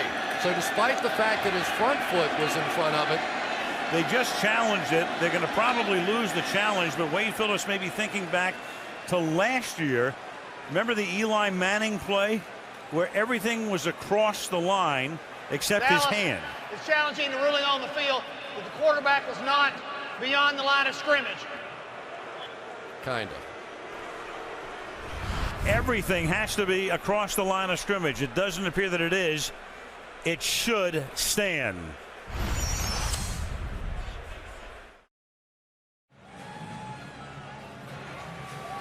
Wade Phillips and Andy Reid, and Walt Coleman is still looking at it. We think, and we've been watching it during the commercial break, that McNabb is behind the line. His right foot will be behind the line of scrimmage. Unofficially, the red line, the sticks on the near side are official. Every part of his body has to be across the line. This is very similar to the Eli Manning play right here last year. He releases the ball, as you can see. His foot is still behind the line of scrimmage. I don't see anything that overturns this. It should stand as a touchdown. But we should also say it is a very, very close play. It is. After reviewing the play, the ruling on the field is confirmed. The quarterback's right foot is behind the line when he released the ball. Dallas will be charged with their first timeout. Yeah, it didn't look like Wade was a believer over there as he rolled his eyes. But it is a strange rule in many ways because the ball and his entire body was over the line. His back toe was maybe in its last millisecond on the ground, but that's enough.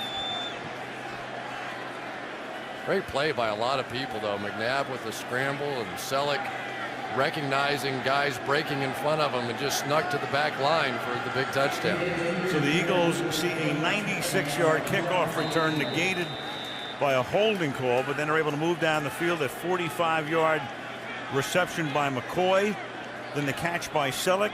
They withstand the challenge. Akers to the extra point, and Philadelphia has the lead for the first time in the game in 11 minutes and 48 seconds remaining in the third quarter.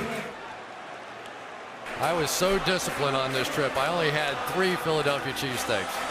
Yeah, I think that's the kind of discipline that sets me apart sometimes. Wait a minute, I had like every meal with you. When did you have the cheesesteaks? Room service? I snuck out. Watch Selleck here on this play. As Donovan starts to scramble, the defenders start to jump in front of him. He recognizes it and turns and gets to the back of the end zone, and Donovan finds him. Donovan said his goal was to try and get Selleck in the Pro Bowl. Well, this one helps. You could see Donovan with a great job. Instead of looking to run, he was looking to pass and made a big one. And then Avant came over and lifted Selleck's leg as part of a planned celebration, and that's why you had the penalty, which means Philadelphia now will kick off from the 15-yard line instead of the 30. A little different than that game here last year, isn't it? To this point, oh yeah. 44-6 Eagles last year to clinch the playoff. It was over by halftime. Good deep kickoff, juggled and regrouped at the 7-yard line. Felix Jones, and Jones brings it back up to the 36, where Dallas begins its next drive. Let's go to the field and Andrea Kramer. Andrea. Well, Al, Eagles defense about to come back on the field. They were very enthusiastic going in at halftime that they held the Cowboys to a field goal after 3 attempts from the 4-yard line. As for the Cowboys offense, Wade Phillips, very simple. They've been blitzing. We have to make them pay. And so far they haven't made them pay because Austin hasn't made a catch. the running game hasn't gotten on track. They had that one big pass to Creighton, and that's it. From the 35-yard line, they run a draw with Barber, and they'll try to make him pay a little bit on the ground. An 8-yard gain, 2nd and 2. Remember what Sean McDermott, the Eagles defensive coordinator, was telling us yesterday, though, that their goal was they were going to end up taking away Jason Witten and Miles Austin. And so far, that's exactly what they've done. Now, unfortunately, Creighton and some of these other guys have made plays, but he felt like he could win the game if those two guys didn't beat him. Creighton's caught only that one pass. Williams has caught 2 passes for 34 yards. And they give it to Barber on 2nd and short, and he's going to be stopped short. And that'll make it 3rd down and 1 at the Cowboy 44-yard line. Foku and Bunkley in on the stop. Roderick Bunkley, perhaps the strongest of the defensive linemen up front. They say he's a human bench presser. He gets into people and can literally just shove them off of them. And that time he was working against Kozar.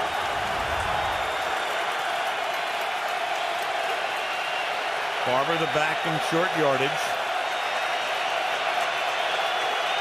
And now they put Austin behind him and they give it to Marion. And he picks up a 1st down as he gets to the 47. So 3 straight Barber runs, and that moves the chains. Well, this is the change up off of what they've been running with this unbalanced line. Typically, they've been taking Leonard Davis and pulling him around this way. This time they step that way and come back the other way as the Eagles just stunt towards the play they thought was coming. Jason Garrett, the offensive coordinator, turned down a couple of head coaching opportunities before last season. Calling the offense. Fake to Barber, then the pass to Barber. And he'll get tackled by Samuel at the 48-yard line of Philadelphia, and then a flag comes in at the end of the play.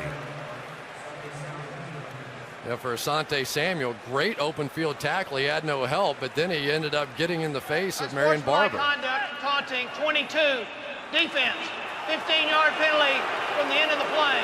1st down. That's really got to get Andy Reid crazy. You have a celebration penalty at the end of a touchdown, meaning you have to kick off from the 15. Now you have another penalty here. Well, such a great play by Asante, but then he's got to do a little woofing at the end of it. And, you know, he's going to help him up, but he also helped him to 15 yards. Asante means thank you in Swahili, and I think the Cowboys are saying thank you. Yes, right. Or Asante. You know, in 100 languages. Andy Reid's using a few other languages right now himself.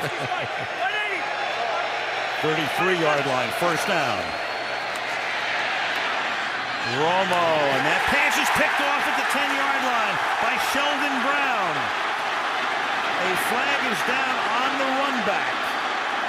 And for the moment, he is into Cowboy territory, and Austin corrals him at the 35, but there are 2 flags all the way back down at the 24-yard line.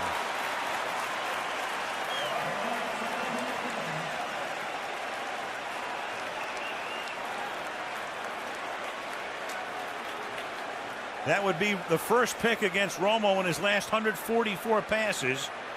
If. After the interception and during the return, personal foul, low block, 53 of the defense.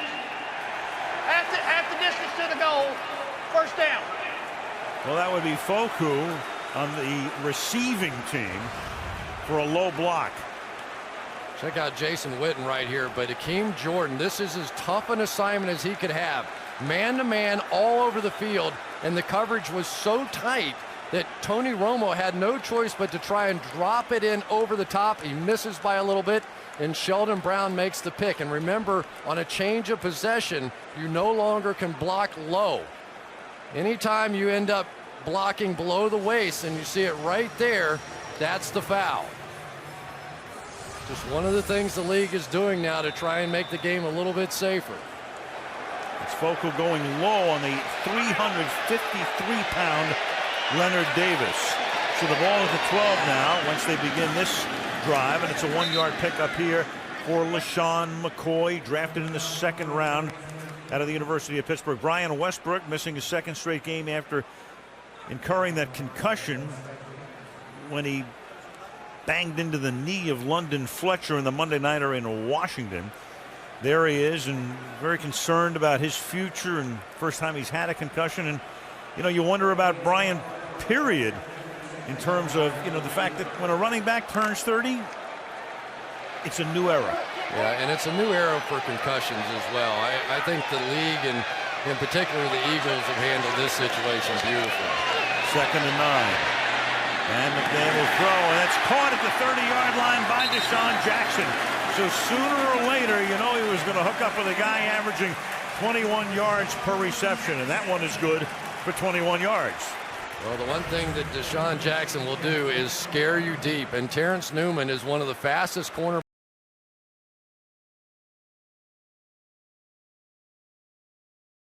Newman said, "I'm out of here." And that's what Jackson does, because he has made so many plays downfield that teams now just assume everything's going to be a deep ball, and some of those comebacks end up easy. From the 33. McNabb hit from behind as he gets it away. And it's incomplete as Anthony Spencer put the heat on him. It'll be 2nd down and 10. Just go back to Brian Westbrook for a minute. As we talked to him, you could tell that he was definitely concerned. These players have been extremely well educated on the effects of concussions now, and we've seen the league do so many things to try and eliminate it. You can't do the helmet-to-helmet contact. You can't do shoulder pads and forearms to the helmets. No more 4-man wedges. They're educating the players. Back when I played, Al, he would have been playing, and if you didn't, the coach would have been upset with him. And then you have to answer to Congress too. And this is McCoy taking it up to the 38 and another penalty. But in the last couple of years, we've seen the league institute baseline testing. On defense, 5-yard penalty, still 2nd down. Baseline testing on concussions for all players, so that then if you have a concussion, they can go back and compare it to what you were before the concussion and begin to get a feel for when you should be able to play again. Michael Vick is going to come into the game now. McNabb goes to the sideline. This is the 2nd snap that Vick will take tonight. Crowd with a buzz. 2nd down and 5, and Vick's going to hand the ball off on an inside give out of the gun to McCoy. It'll be 3rd and 2. More on Brian. Let's go to Andrea. Well, yeah, one thing that he told me when I spoke with him is that what scares him more than anything is the unknown. No one really knows how concussions affect you down the road, and he talked to a number of current and former players, such as his old teammate Brian Dawkins, and they really cautioned him to be smart about this. Westbrook told me he heard their warnings loud and clear. The game isn't worth the future of my mental health. His mother told him that too. Yeah, but the one thing Brian wanted us to know was how supportive Andy Reid was. He said, not only did he put pressure on me, he probably went the other way, wanted me to be safe. 3rd and 2, and there's a whistle before the snap as McNabb comes back in. First team timeout, Philadelphia. Timeout Philadelphia. 6.5 left in the 3rd. Philly by 3. Those teams wind up meeting seemingly every year. We've got it next Sunday night. Colts, Patriots. After the timeout on 3rd and 2. That pass is caught. And let's see where they're going to spot it. LaShawn McCoy makes the catch. The official comes in and appears ready to put the ball down very close to the first down. It should be a first down, but it appeared his forward progress had netted him the first down by about a yard. Yeah, that was a very interesting spot here. The catch was made at least a yard beyond the first down marker. He wasn't contacted.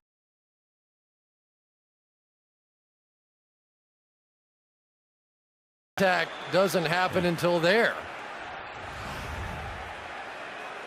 Well, you can see if Andy Reid doesn't get the spot he thinks he should get, he's ready with the challenge flag. The official sticks in the second half are on the near side of the field. So to bring him across the field is Joe DeCamillis, who's done a fabulous job as the new special teams coordinator in Dallas, confers with Wade. If contact was made, it would have been at that point, and you could have called forward progress to mark him down. But if contact wasn't made, And I can't tell if it is or not. Yeah. It's close. He got it about right, and look at that. They're going to be a little bit short. Now, do you want a challenge if you're Andy Reid? Will you be able to get the 3 millimeters you need on a replay? Well, he's going to take a chance.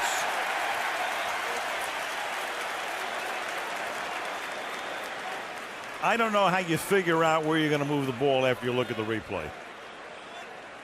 Yeah, I couldn't tell by the angles that we had whether or not contact was made that would have given him the first down. Normally, challenges are pretty conclusive after you look at them a number of times. I'm not sure this one is going to be. You'd almost need a laser. Philadelphia is challenging ruling on the field of the forward progress spot. A big call nonetheless. Either a first down or a fourth and an inch or two.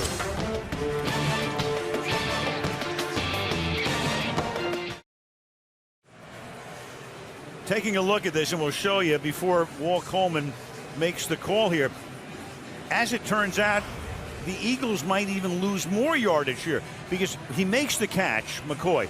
But when does James touch him? Remember, he's on his own here, and until James touches him, it's a live ball. And the ball is moving, even though it's moving back toward the Philadelphia goal line. So he finally gets touched there, which means they're going to spot the ball back at about the 42.5-yard line, which means Andy Reid, in effect, is going to win the challenge, but he's going to lose the war here. And he's going to put himself in a situation where instead of needing an inch, he needs a yard. Right. Which now probably means the punt team instead of the possibility of going for this one. Right. And I say he's going to win the challenge. Win the battle and lose the war. Cryptically here, because what he's going to do, they're going to move the ball, but it's going to cost him a timeout because his challenge is that it's going to be spotted at a point where he's going to get a first down, which is not going to be the case. Yeah, McCoy really did his job. He went about 4 yards beyond the first down marker, but he needed to catch it and go the other way. Remember, you can piece replays together. Yep. After reviewing the play, the ruling on the field is confirmed. The receiver was coming back on his own. His own momentum brought him back behind the line to gain. Philadelphia will be charged with their second team timeout. Interesting, they're keeping that same spot. Yeah. Well, they're saying that the ruling on the field stands when in effect they could still move it back at least several inches. Yeah, and by not doing that now, the Eagles look like they're going to go. Or at least try to draw them offside. Hold on, Jamal. So that costs Philadelphia a timeout. They've already used 2 in this half. Ball is not ready for play yet. So the Eagles are down to 1 timeout with 21 minutes left in the game. So last year, a lot of trouble converting in these situations. Will they really go for it or just try to draw them off? Cowboys press the line. And this contact along the line, and then a false start on Philadelphia.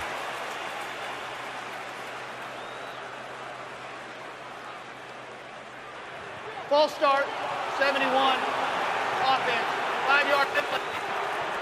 Still fourth down. Jason Peters. I'm so surprised that the Eagles didn't snap the ball. Jamal Jackson had him off sides. All he has to do is snap the ball, and they're going to have the first down. Watch, the Cowboys are going to jump, snap it.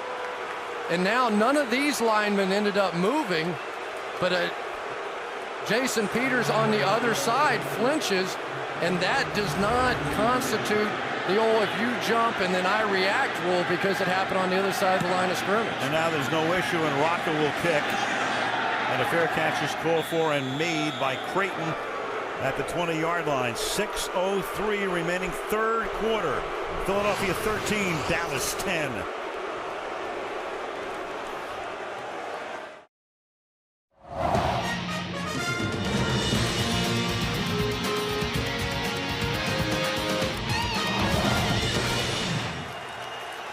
For Tony Romo, some of the expressions tonight, a lot of frustration. He's thrown for 193 yards, but no touchdowns, 1 pick. Gets it at the 19. And this is Felix Jones, who gets upended and loses the football, but it's down. He's down by contact with possession at the 23-yard line. What a tackle by Asante Samuel, and he's down. Asante Samuel coming up, almost creating a fumble. And the Pro Bowl cornerback is down. This is not a dream scenario. Big John Phillips coming out, and Asante Samuel just went low and managed to get the tackle. And I think Jones just kicks him in the head. Yep. And really ends up injuring Asante Samuel. Samuel taking a knee to the helmet.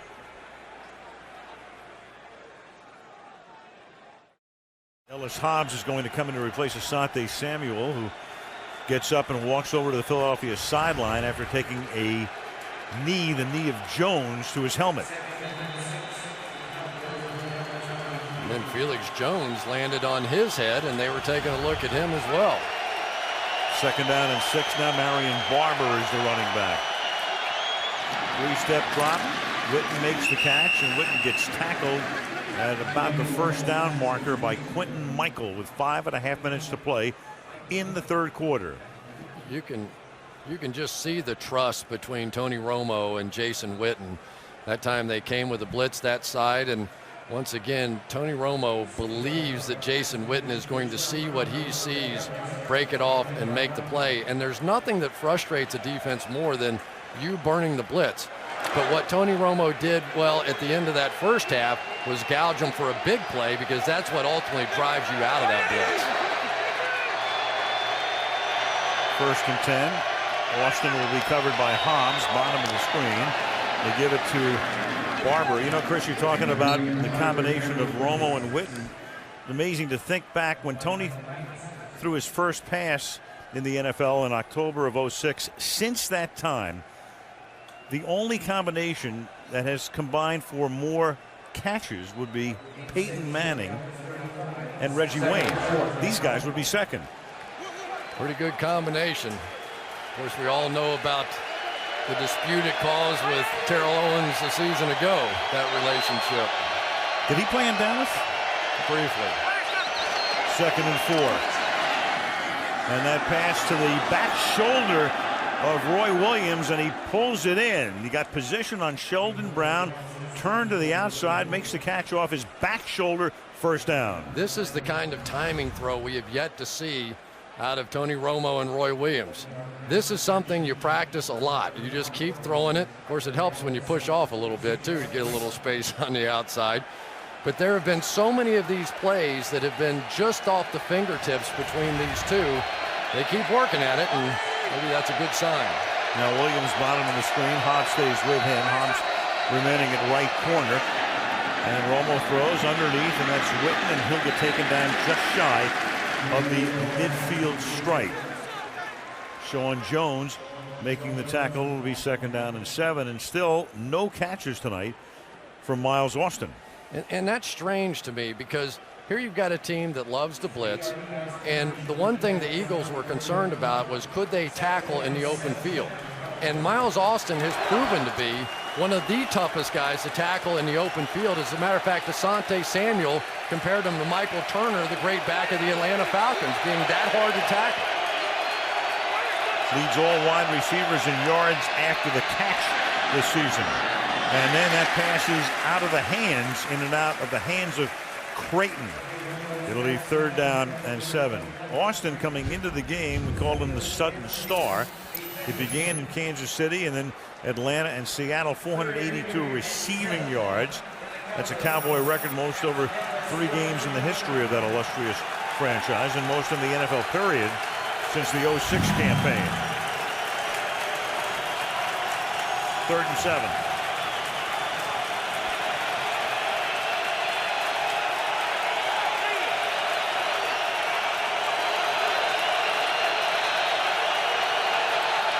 Play clock at 1.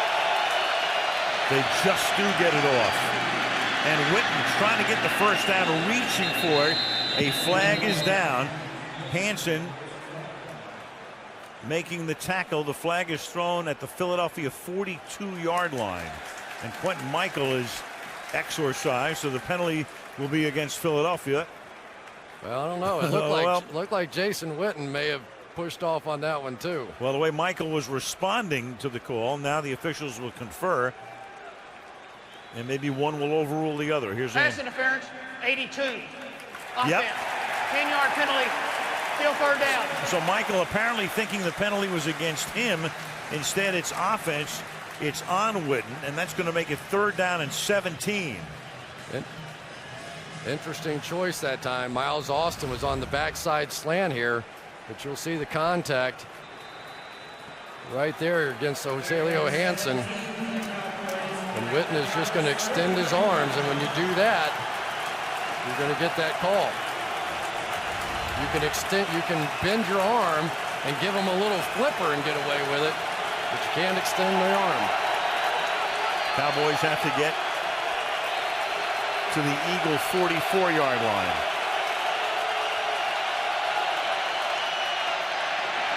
Romo sacked at the 32-yard line. Trent Cole. Trent Cole with a sack now in 7 of Philadelphia's 8 games. Trent Cole hustles more than any player, and look at this stance.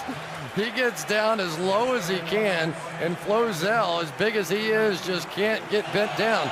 But watch Jason Witten. He's going to pop open on this play, and Tony Romo is trying to wait for him, but he couldn't wait no more.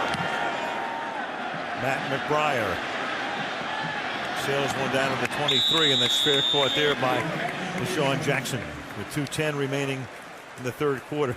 You know, one team averaging 29, the other averaging 28, but we see it so much. Division rivals, they know each other so well that very often the game is much lower scoring than you would think. Well, you know, one team knows that they're going to blitz, and so then the other team does their blitz read, and the other team knows your blitz read, so they have a counter to that. And over the years, you end up seeing games like this. 2 teams that are averaging right around 30 points each come in here, and they're sort of tearing up the middle of the field. Yep, and first place in the NFC East at stake. Nobody's going to win the NFC Championship tonight or even the division tonight, but a big, big game for both teams. And Philadelphia in particular going on the road for 4 of the next 5. McNabb going downfield into traffic, and it's intercepted at the 45-yard line. Picked off by Mike Jenkins, and a flag comes in at the end of the play. The pass intended for the rookie Jeremy Maclin. And a face mask coming on Maclin here after the interception.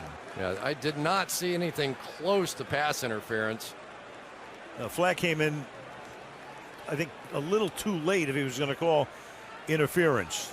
Well, Mike Jenkins continues to impress. I remember early in the year watching him against the Giants, and I was like, oh boy, he's got a long way to go. Personal foul, grasping the face mask, number 18 of the passing team. 15-yard penalty and a first down. And so that's going to move the ball into Philadelphia territory. You'll see Macklin's going to do a little hesitation here, like he's not going to do anything, and then try and take off again. But Jenkins was not fooled, had it all the way, and then right at the tail end of the play, you could see Maclin with the face mask. Brilliant play there by Jenkins, who has come a long, long way in the past month. He has. Everybody raving about him on the Cowboys staff. That's his 3rd pick. Only the Cowboys' 5th pick this season. From the 42 on first down, Williams will take it. And Williams with a stiff arm and staying in bounds and turning it into a big gain down to the 20-yard line. Well, you don't have to worry about timing or anything on a route like this. Just get it out to the big guy. And every time the Eagles have been in this off coverage, they end up just raising up and doing it. And I don't know why you don't try and outrun the linebacker there, but he decides to take it on out of bounds. 4 catches tonight for Williams. Witten has caught 6. Creighton 1. Austin zip. Love running the draw with Barber. Philadelphia right there to stuff it after a gain of 2. That's Felix Jones, and run draws with him as well. 2nd down and 8. Yeah, the Cowboys like that one too, where they go back and they hit you on one of those quick screens to the outside, then they come back and fake it and run the draw back off of it. So there's always these combination of plays. We've seen that during the course of this one that Jason Garrett likes to put a sequence of 2 or 3 together, show you one, show you the next one, come back with the third option. So Andrea's report popping up, working on Samuel's neck. So minus their Pro Bowl corner on this Dallas drive, and a flag comes in and a false start against the Cowboys. False start, 75. Offense, 5-yard penalty. Still 2nd down. That's Mark Colombo.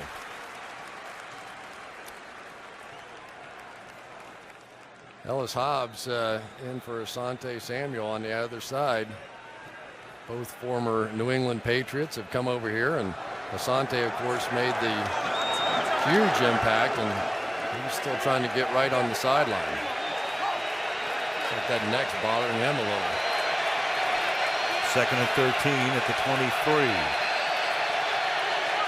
Romo alone as they empty the backfield. Here come the Eagles. The pass is caught. It's low and behind Williams, but he makes a nice adjustment to reach down and behind him and make the catch and advance the ball to the 15-yard line, where it'll be 3rd down and 5. Well, you see the classic zone blitz that time. The defensive end, Jaquay Parker, almost got underneath this one. I think Tony Romo thought he had a freebie, but the defensive end out here is going to drop back underneath this one and almost get there. He was right there, but just didn't know how to play the ball once he got there.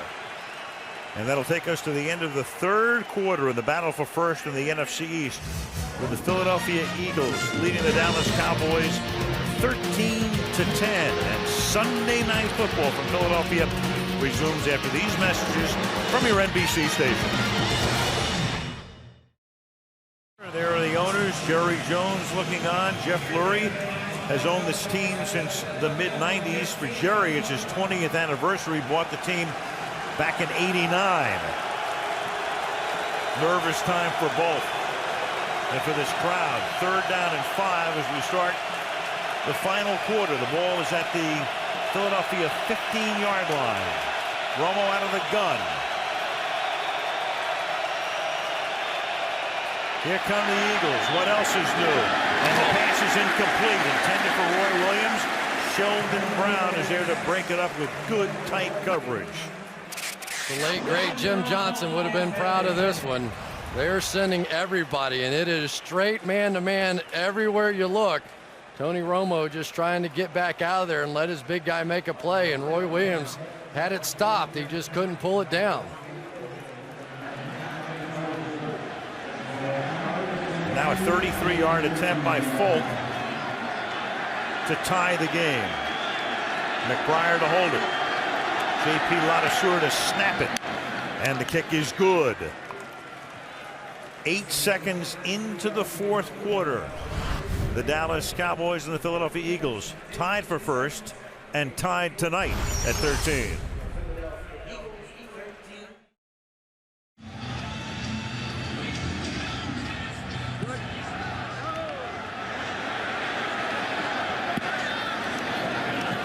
The 14-yard line, kick fielded by Ellis Hobbs. And Hobbs brings it back up to the 25, where he's tackled by David Beeler. Again, to set the standings in the NFC East, winner of this game goes to 6-2 and leads. The Giants lost their 4th in a row in the final minute today to San Diego by a point. Washington losing to Atlanta with 2 wins and 6 losses. So Philly, with a win, not only would be ahead of Dallas, they'd own the head-to-head with them in the one game, obviously, that they would have played, which would be tonight, and take a big lead in the division, which comes into play at the end. They'd be 3-0, and Dallas would be 0-2. First down Eagles from the 25-yard line. Weaver up to the 28-yard line. Heavy dose of Weaver tonight, a fullback by trade. But in this offense, with Westbrook out and McCoy carrying 9 times, but being instrumental in the running game, they've gone to Weaver for 7 runs tonight. Yeah, because Brian Westbrook is out. And he had a big day last time out for the Philadelphia Eagles. But you just don't see the explosive plays that you have when you have Westbrook in there. LaShawn McCoy's broken off a few. But Leonard Weaver's they're trying to pound the ball in there behind that offensive line, but slowed down a little bit here in the second half. 2nd and 7. With protection and then a floating pass. And he's lucky that wasn't picked off, and there's a penalty. We're going to get an illegal contact. Prior to the pass, illegal contact, 21, defense. 5-yard penalty, automatic first down. That's on Mike Jenkins. And the tough part about that penalty is the ball went completely the other way. There was, take a look at Mike Jenkins. He's in man coverage here. And once they go 5 yards, he tried to get a shot on him, but you have to know where you are on the field. He was back deep and then rolled up in coverage there. Actually was not playing man. Took a shot, but a little too deep. And it would have been a 3rd down and 7 without the penalty. First down, 33-yard line. Good protection. Works the middle. Deflected and almost intercepted again. Off the hands of Deshaun Jackson and almost picked by the safety Hamlin. And Ken is slow in getting up. Well, this is as wide open as you get in the NFL, and Donovan missed it. Ball just too high and behind Deshaun Jackson. It didn't come open until late, but it was wide open. There wasn't anybody within 5 yards of Deshaun Jackson. McNabb barely avoiding a 3rd pick. 2nd and 10. McCoy. Speaking of picks, I know it's a movable feast, and we talk about the best interception rate among quarterbacks, and it seems to move around a lot. But as of tonight, going into the game, Donovan McNabb had the lowest interception rate of any quarterback in the history of the league. 1 pick for every 49 passes. And it's remarkable when you think back to last year when he was benched in the Baltimore game. It was because he was throwing too many interceptions. 2 picks tonight and nearly a 3rd. And timeout taken by the Dallas Cowboys. And that's their 2nd. Each team with just 1 with 13-18 to play. Lincoln Financial Field was 3rd down and 7 at the 36-yard line. And movement along the offensive front. Winston Justice appeared to back up before the snap. False start, 74, offense. 5-yard penalty, still 3rd down. I'll tell you, Winston Justice gets the penalty there, but he has made a big difference for the Eagles this year. Remember against Ozzie Umenyiora in the game against the Giants when he was playing left tackle and gave up 6 sacks in that game, and people had written him off, and they flip him over to the right side, and he's done a nice job there. 3rd and 12. Rush 4. 7 in coverage. And the pass is caught by Jeremy Maclin for a 1st down. McNabb floating it over the defender and into the arms. Keith Brooking couldn't get a hand on it. The one thing that they've been doing is they've been sort of single covering Maclin on the outside. You see Terrence Newman there with that off inside coverage. That means that I've got you. Pretty nice job there by Donovan to get it up over Brooking and get a big completion. McNabb retreating on 1st down. And that one is caught by Jackson, and then he backs up after he initially had the 1st down. Mike Jenkins with the coverage on the play. And it looks like he will be a little short. Well, we saw when Jason Peters went out of the game that DeMarcus Ware was causing a few problems for this offense, but bad ankle and all now, Jason Peters has come back in, and DeMarcus Ware, I don't remember calling his name this half. No. 2nd down inches. McCoy, and he's going to get stuffed behind the line of scrimmage. That's Anthony Spencer, the left outside linebacker, who drops him for a loss of 1 and sets up a big 3rd down and 1 at the 45-yard line. Well, this time you flip DeMarcus Ware to the other side and go against the tight end Selleck here. And for LaShawn McCoy, that's the issue that they have with him, the happy feet stuff. I mean, this is a short yardage play. They're just looking for you to put your head down and gain a yard, and he's kind of wanting to dance around there and try and come out with something big. Well, sometimes that's not the right play. 3rd and 1 from the 45-yard line. And bowling ahead that time, does he get the 1st down or not is the question. McCoy, no happy feet on that play, but does he get it? They're going to spot it. This is going to be another very close call. Putting the ball down just shy of the 44-yard line. And Walt Coleman calling for the chain gang to come in again.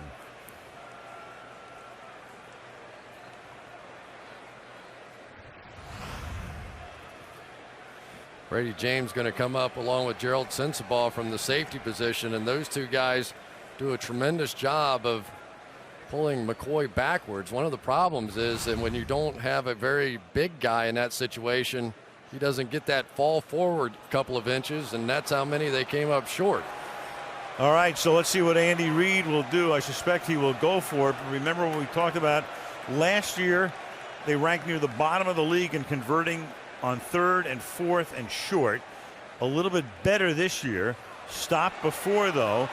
And, of course, Andy leaves the offense in, if nothing else, at least to try to get them to jump offside. And the Eagles in their huddle, they were looking at the big screen, and they felt like they converted there. So now we have a heck of a moment in the ball game. 0 for 2 on 3rd and 4th and 1 tonight. 4th and inches. McNabb's going to try to do it himself, and with that lean, may have gotten it. You think there was anybody in the stadium that didn't know that was a quarterback sneak? You could tell by LaShawn McCoy's stance and where he was, there was no way they were going to give it to him. You can tell McNabb is angry at the spot. He gets up and he says, no, it's not there. And there's no way, I mean, you can challenge this again if you'd like, but I don't see how anybody can finally find the ball at the bottom of the pile of humanity. Well, what he's going to say is, I was never down, and he ends up sliding down his own player here, and I think he's right. At the tail end of this run, see, he just keeps sliding down, and his elbow doesn't hit until that last moment. And good luck respotting that on a replay. So Dallas, of course, they'll run off the field. Now the question is, does Andy Reid want a challenge? If he does and he loses the challenge, he does not have a timeout for the remainder of the game. So once again, Walt Coleman will go over and look at a spot. Reid lost that last challenge. And this one is going to be extremely close. And again, if he loses it, they're out of timeouts with 10:49 to play in the game, in a tie game, and Dallas would get the ball near midfield. Challenging the rule on the field of the forward progress spot. Walt Coleman going to the hood again.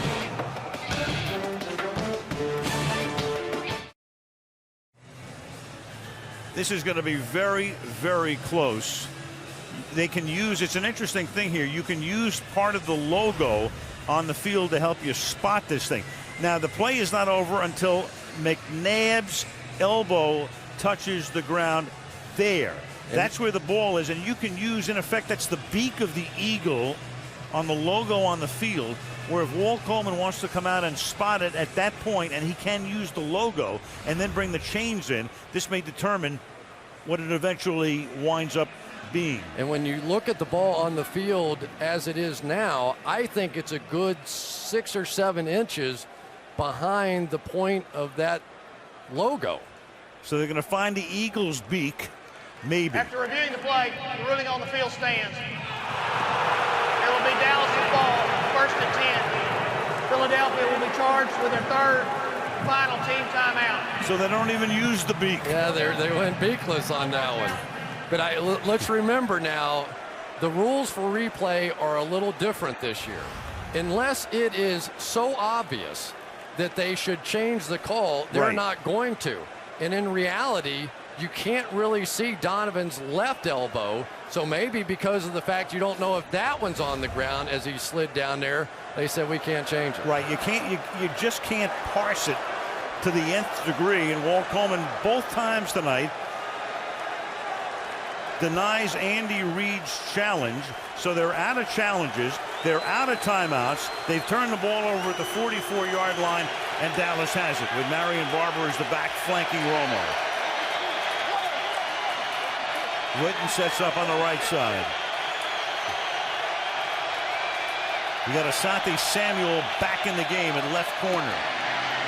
And Barber now into Eagle territory, and that's close to a 10-yard pickup. They'll spot the ball at about the 46-yard line. You know, sometimes when you get hit and injured, and we saw Asante Samuel sort of bang his head on that last one. Now he's back in the first play. What does he see? Marion Barber come at him, and no, he wasn't real interested in getting involved in that one. So I think that now the Cowboys coaches will see that, and you keep running at him. First down on an 11-yard gain. In the draw with Barber. Good hole over the left side. Bangs his way down to the 37-yard line. And struts over toward the Cowboy bench. Exact same thing from Asante on that one. Still first down. And a flag back at the 47-yard line for a hold. So Barber did some strutting, but a flag thrown back at the line of scrimmage. A holding call, and that'll make it 1st and 20 back at the 45-yard line. Here's Asante Samuel again on the outside. Check him out. I think this injury is definitely bothering him. He's usually at least a decent tackler, but you can see he really doesn't want any part of that at all. So I'm telling you, if I see that, I'm throwing stuff out there. I'm making him tackle Miles Austin. I'm sending Marion Barber his way. The hold was on the center, Andre Girard. It's 1st and 20 now from the 45-yard line. Under 10 to play. And Barber's going to get tackled in the backfield. That's Will Witherspoon, picked up at the trading deadline from the St. Louis Rams, who makes the stop. And Witherspoon has been simply remarkable. He showed up here on a Wednesday after the trade deadline and just put a show on in Washington in his first game. He's going to come up from right here as they hit both A-gaps. When the Eagles get in trouble, you will see them send linebackers to either side of the center, and it's working. 2nd down and 24.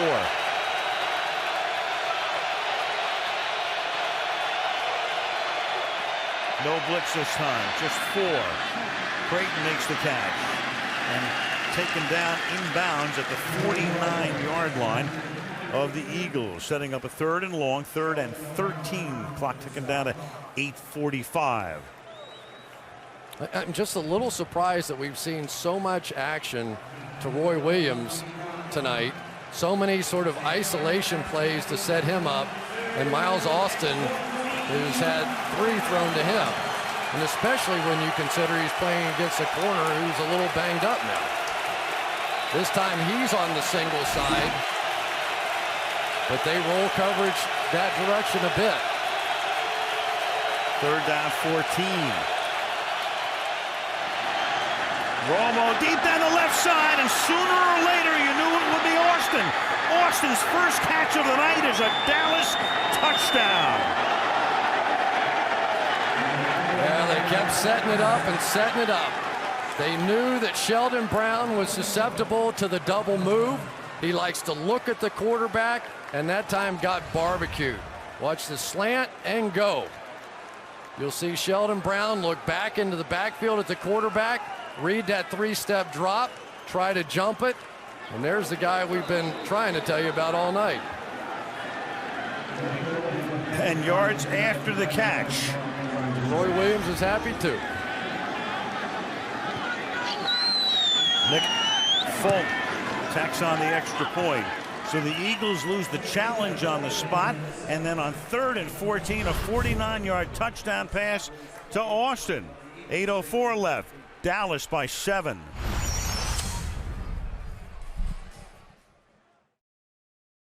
Miles Austin was picked up miles after the catch this season, made that grab at the 23-yard line, and then curved his way into the end zone. First catch of the night, good for a 7-point Dallas lead. And the highlight of this run for him, he met Tiger Woods, and Tiger Woods knew who he was. Here's David Buehler to kick off. And for him, a very short kick. 40% of his boots have been touchbacks. And from the 9-yard line, this is Macklin, and he gets shoved into the Philadelphia bench at the 36. Back to the touchdown we go. Well, Sheldon Brown's going to end up jumping this when he didn't have to. Right here, Quentin Michael has the tight end Jason Witten, but Jason Witten's there to help block. So if they had thrown the slant, Michael would have been underneath it, but it was a pump fake by Tony Romo that drew everybody. Romo with this big move got Sheldon Brown to jump, and then they go right over the top. You saw Wade Phillips in the background, how exultant he was. Ball at the 36-yard line, first down now. McNabb starting out of a shotgun. Ware gets taken out of the play by Justice, but then McNabb gets knocked to the turf by Jason Hatcher. Well, we've got a flag down too, and it looks like Jason Selleck. Yep, gonna be a hold against Brett Dallas. Selleck was held. Holding, 51, offense, 5-yard penalty. First down. Defense, Brooking, Keith Brooking.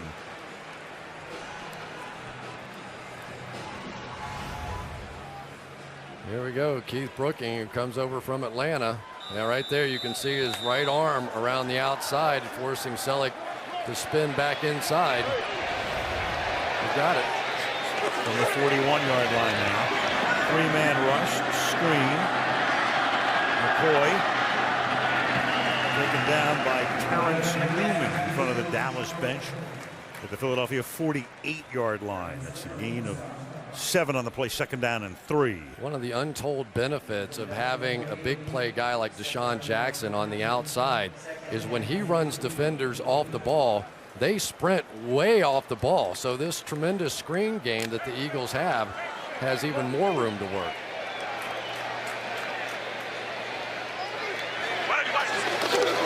Second and 3, back to the ground. And it is McCoy. Guess what? At least it's third down. There we go again. Yeah, third down, close enough that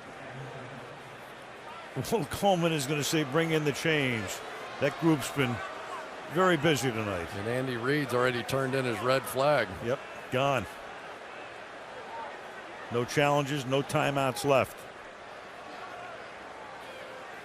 You know, Donovan McNabb was telling us that last year we were so bad in short yardage situations that teams played us to pass when it was 3rd and 1. And so far tonight they've struggled too.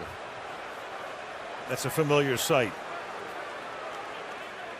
Seen a lot of Walt's fingers tonight, haven't we? Yes, we have. A few fingers have been directed at Walt as well. We are in Philly. Yeah, but this team has been good at this during the season. It's hard to believe this is what's beating them so far tonight. Third down and inches. The ball is at the 49-yard line. Clock running, 6:45 left in the fourth. And they give it to the up back. And it's Weaver, and that should be a first down. And a crowd with a Philadelphia cheer on the first down signal.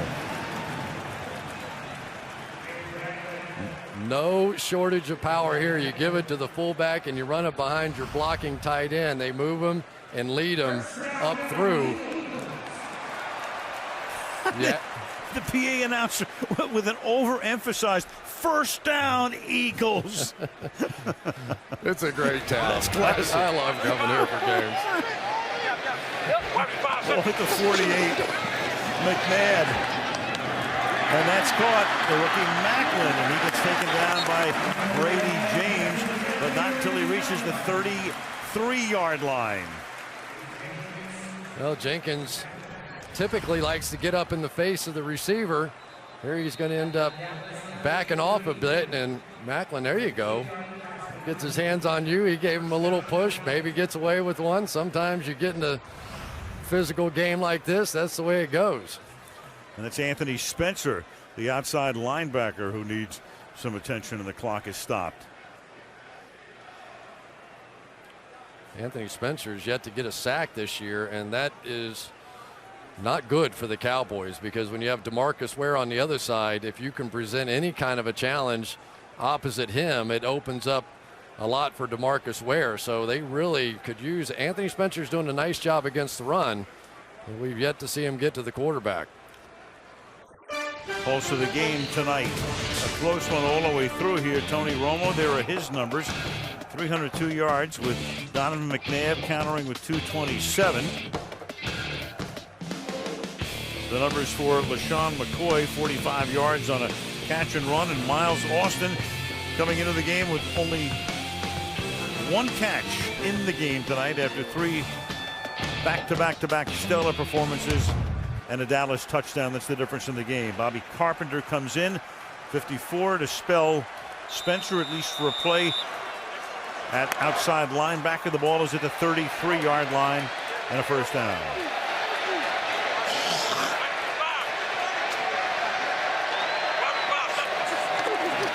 McNabb. And that pass, he threads it in. Cowboys say no, and the officials say no as well. It's Bobby Carpenter covering Selleck on the play. It'll be second down. Boy, I tell you what, Donovan's missed a few throws tonight, but that was amazing. He got that one inside a window about the size of a mailbox. Selleck just unable to make the catch.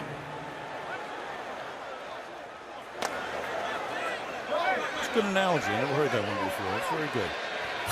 It's a Kentucky term, right? You got that right. Second and 10. 3 by 1, 3 to the right, 1 to the left. Set up a screen, juggled and dropped by McCoy. Started to look upfield before he looked the ball into his hands, and it will be third down and 10.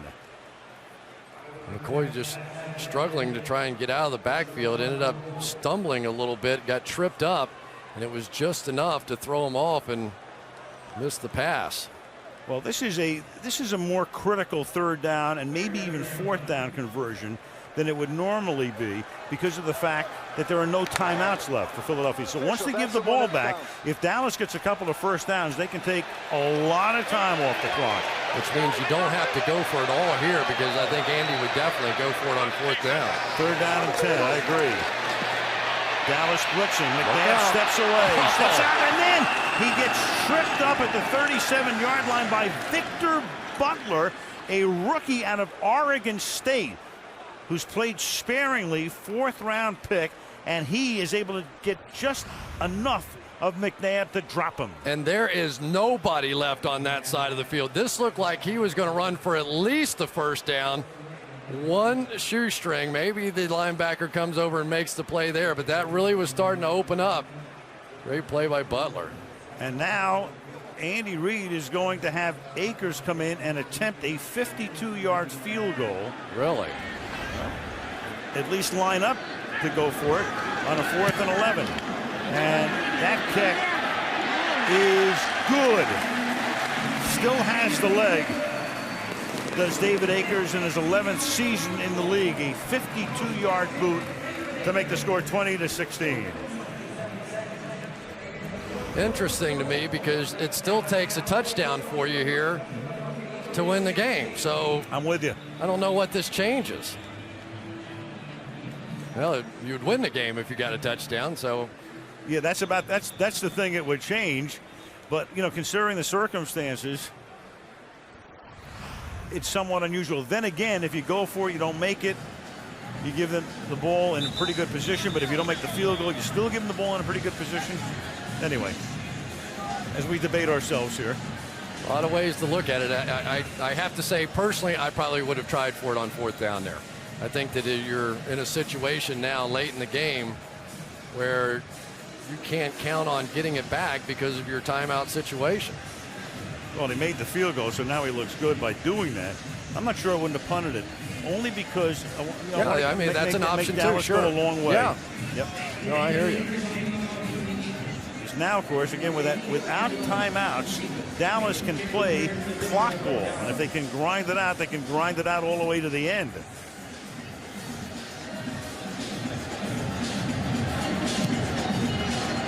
Akers kick. Jones from the 1-yard line. And then Jones busts a tackle at the 11 and brings it back up to the 23-yard line. That was Eldra Buckley who had him stopped at the 11, and he gets away for about 12 more. And Romo will come out and take over at the 23-yard line. And that is Akeem Jordan, one of the starting linebackers playing on special teams, who needs the attention.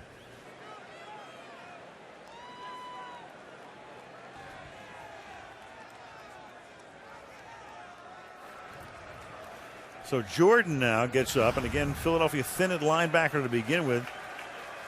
Ouch. Yeah. Wheesh. Ouch. Boy, this is tough because now you get pretty razor thin at that linebacker position, and you have to make a stop. Remember, Jordan's been doing a pretty nice job on Jason Witten. Chris Gokong, he's out of this one as well. Stuart Bradley, Omar Gaither. They're on injured reserve. And so Dallas will go against that defense now. First down at the 23-yard line with 4:20 remaining. They begin with Barber on a draw. And Barber will start this drive with a first down and carry Eagles with him all the way out to the 39-yard line. It's a gain of 16 and a first down for Dallas. That's that nasty little play that's worked so well for Dallas. They fake the screen out to the wide receiver, throw the draw off of that, and end up picking up a big first down. Now Tony Romo can work that play clock all the way down. Barber, sort of a Mariano Rivera of the Dallas Cowboys. You have the lead, you bring them in, you just let them run with the ball. 3.5 to go. Tony takes the play clock all the way down to 2. Run the same play again. And Barber gets up to the 45-yard line. And there'll be under 3 minutes to go when they next snap it. It'll be 2nd down and 4. For Andy Reid now, this clock is ripping by for him. So the 2-minute warning, the only time that he can stop it. So realistically here, you're looking at, you pretty much have to make a stop. This one's getting close because they're going to milk this clock for all it's worth. It's almost like he's trying to stare the clock down. Nothing he can do. Romo watching the play clock. Take as much as he can off of it. 2nd down and 4. Same play. And this time they stop him at the 46-yard line, and they're going to have to run a play before the 2-minute warning. That time, the linebacker this time is going to come around here and be able to catch this one. Tracy White getting in the backfield and using his speed. So pretty nice play by him because that one looked like it had a shot. There's a half-second difference here. They have to run a play or there'll be a delay of game before the 2-minute warning. The play clock is a half-second behind the game clock. 3rd and 3. And Romo, and that's Witten, and that's a huge first down. Taking it to the 49. There is your 2-minute warning, and now the Dallas Cowboys are in primo position to move into undisputed possession of first place in the NFC East. 1:57 remaining in Philadelphia. Dallas 20, Philadelphia 16.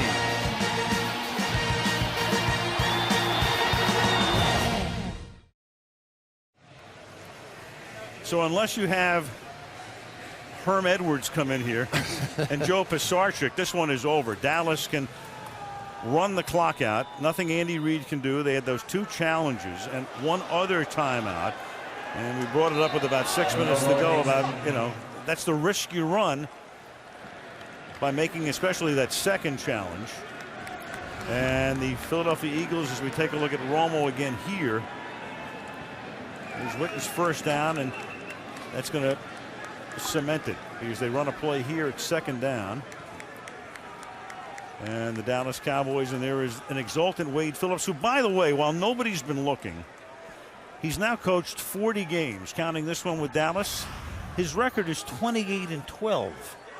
But with the heat he's been under, and part of it is the fact, they had a great team 2 years ago, and they went belly up against the Giants in the playoff game. And then last year they went belly up at the end of the regular season. But 28-12 is pretty good. Pretty impressive. Meanwhile, you have I'm not sure what this one's about. Neither am I. They're saying it's about the clock, but I'm not sure what exactly they are discussing right now. Please reset the play clock to 1:55 and put 40 seconds on the play clock.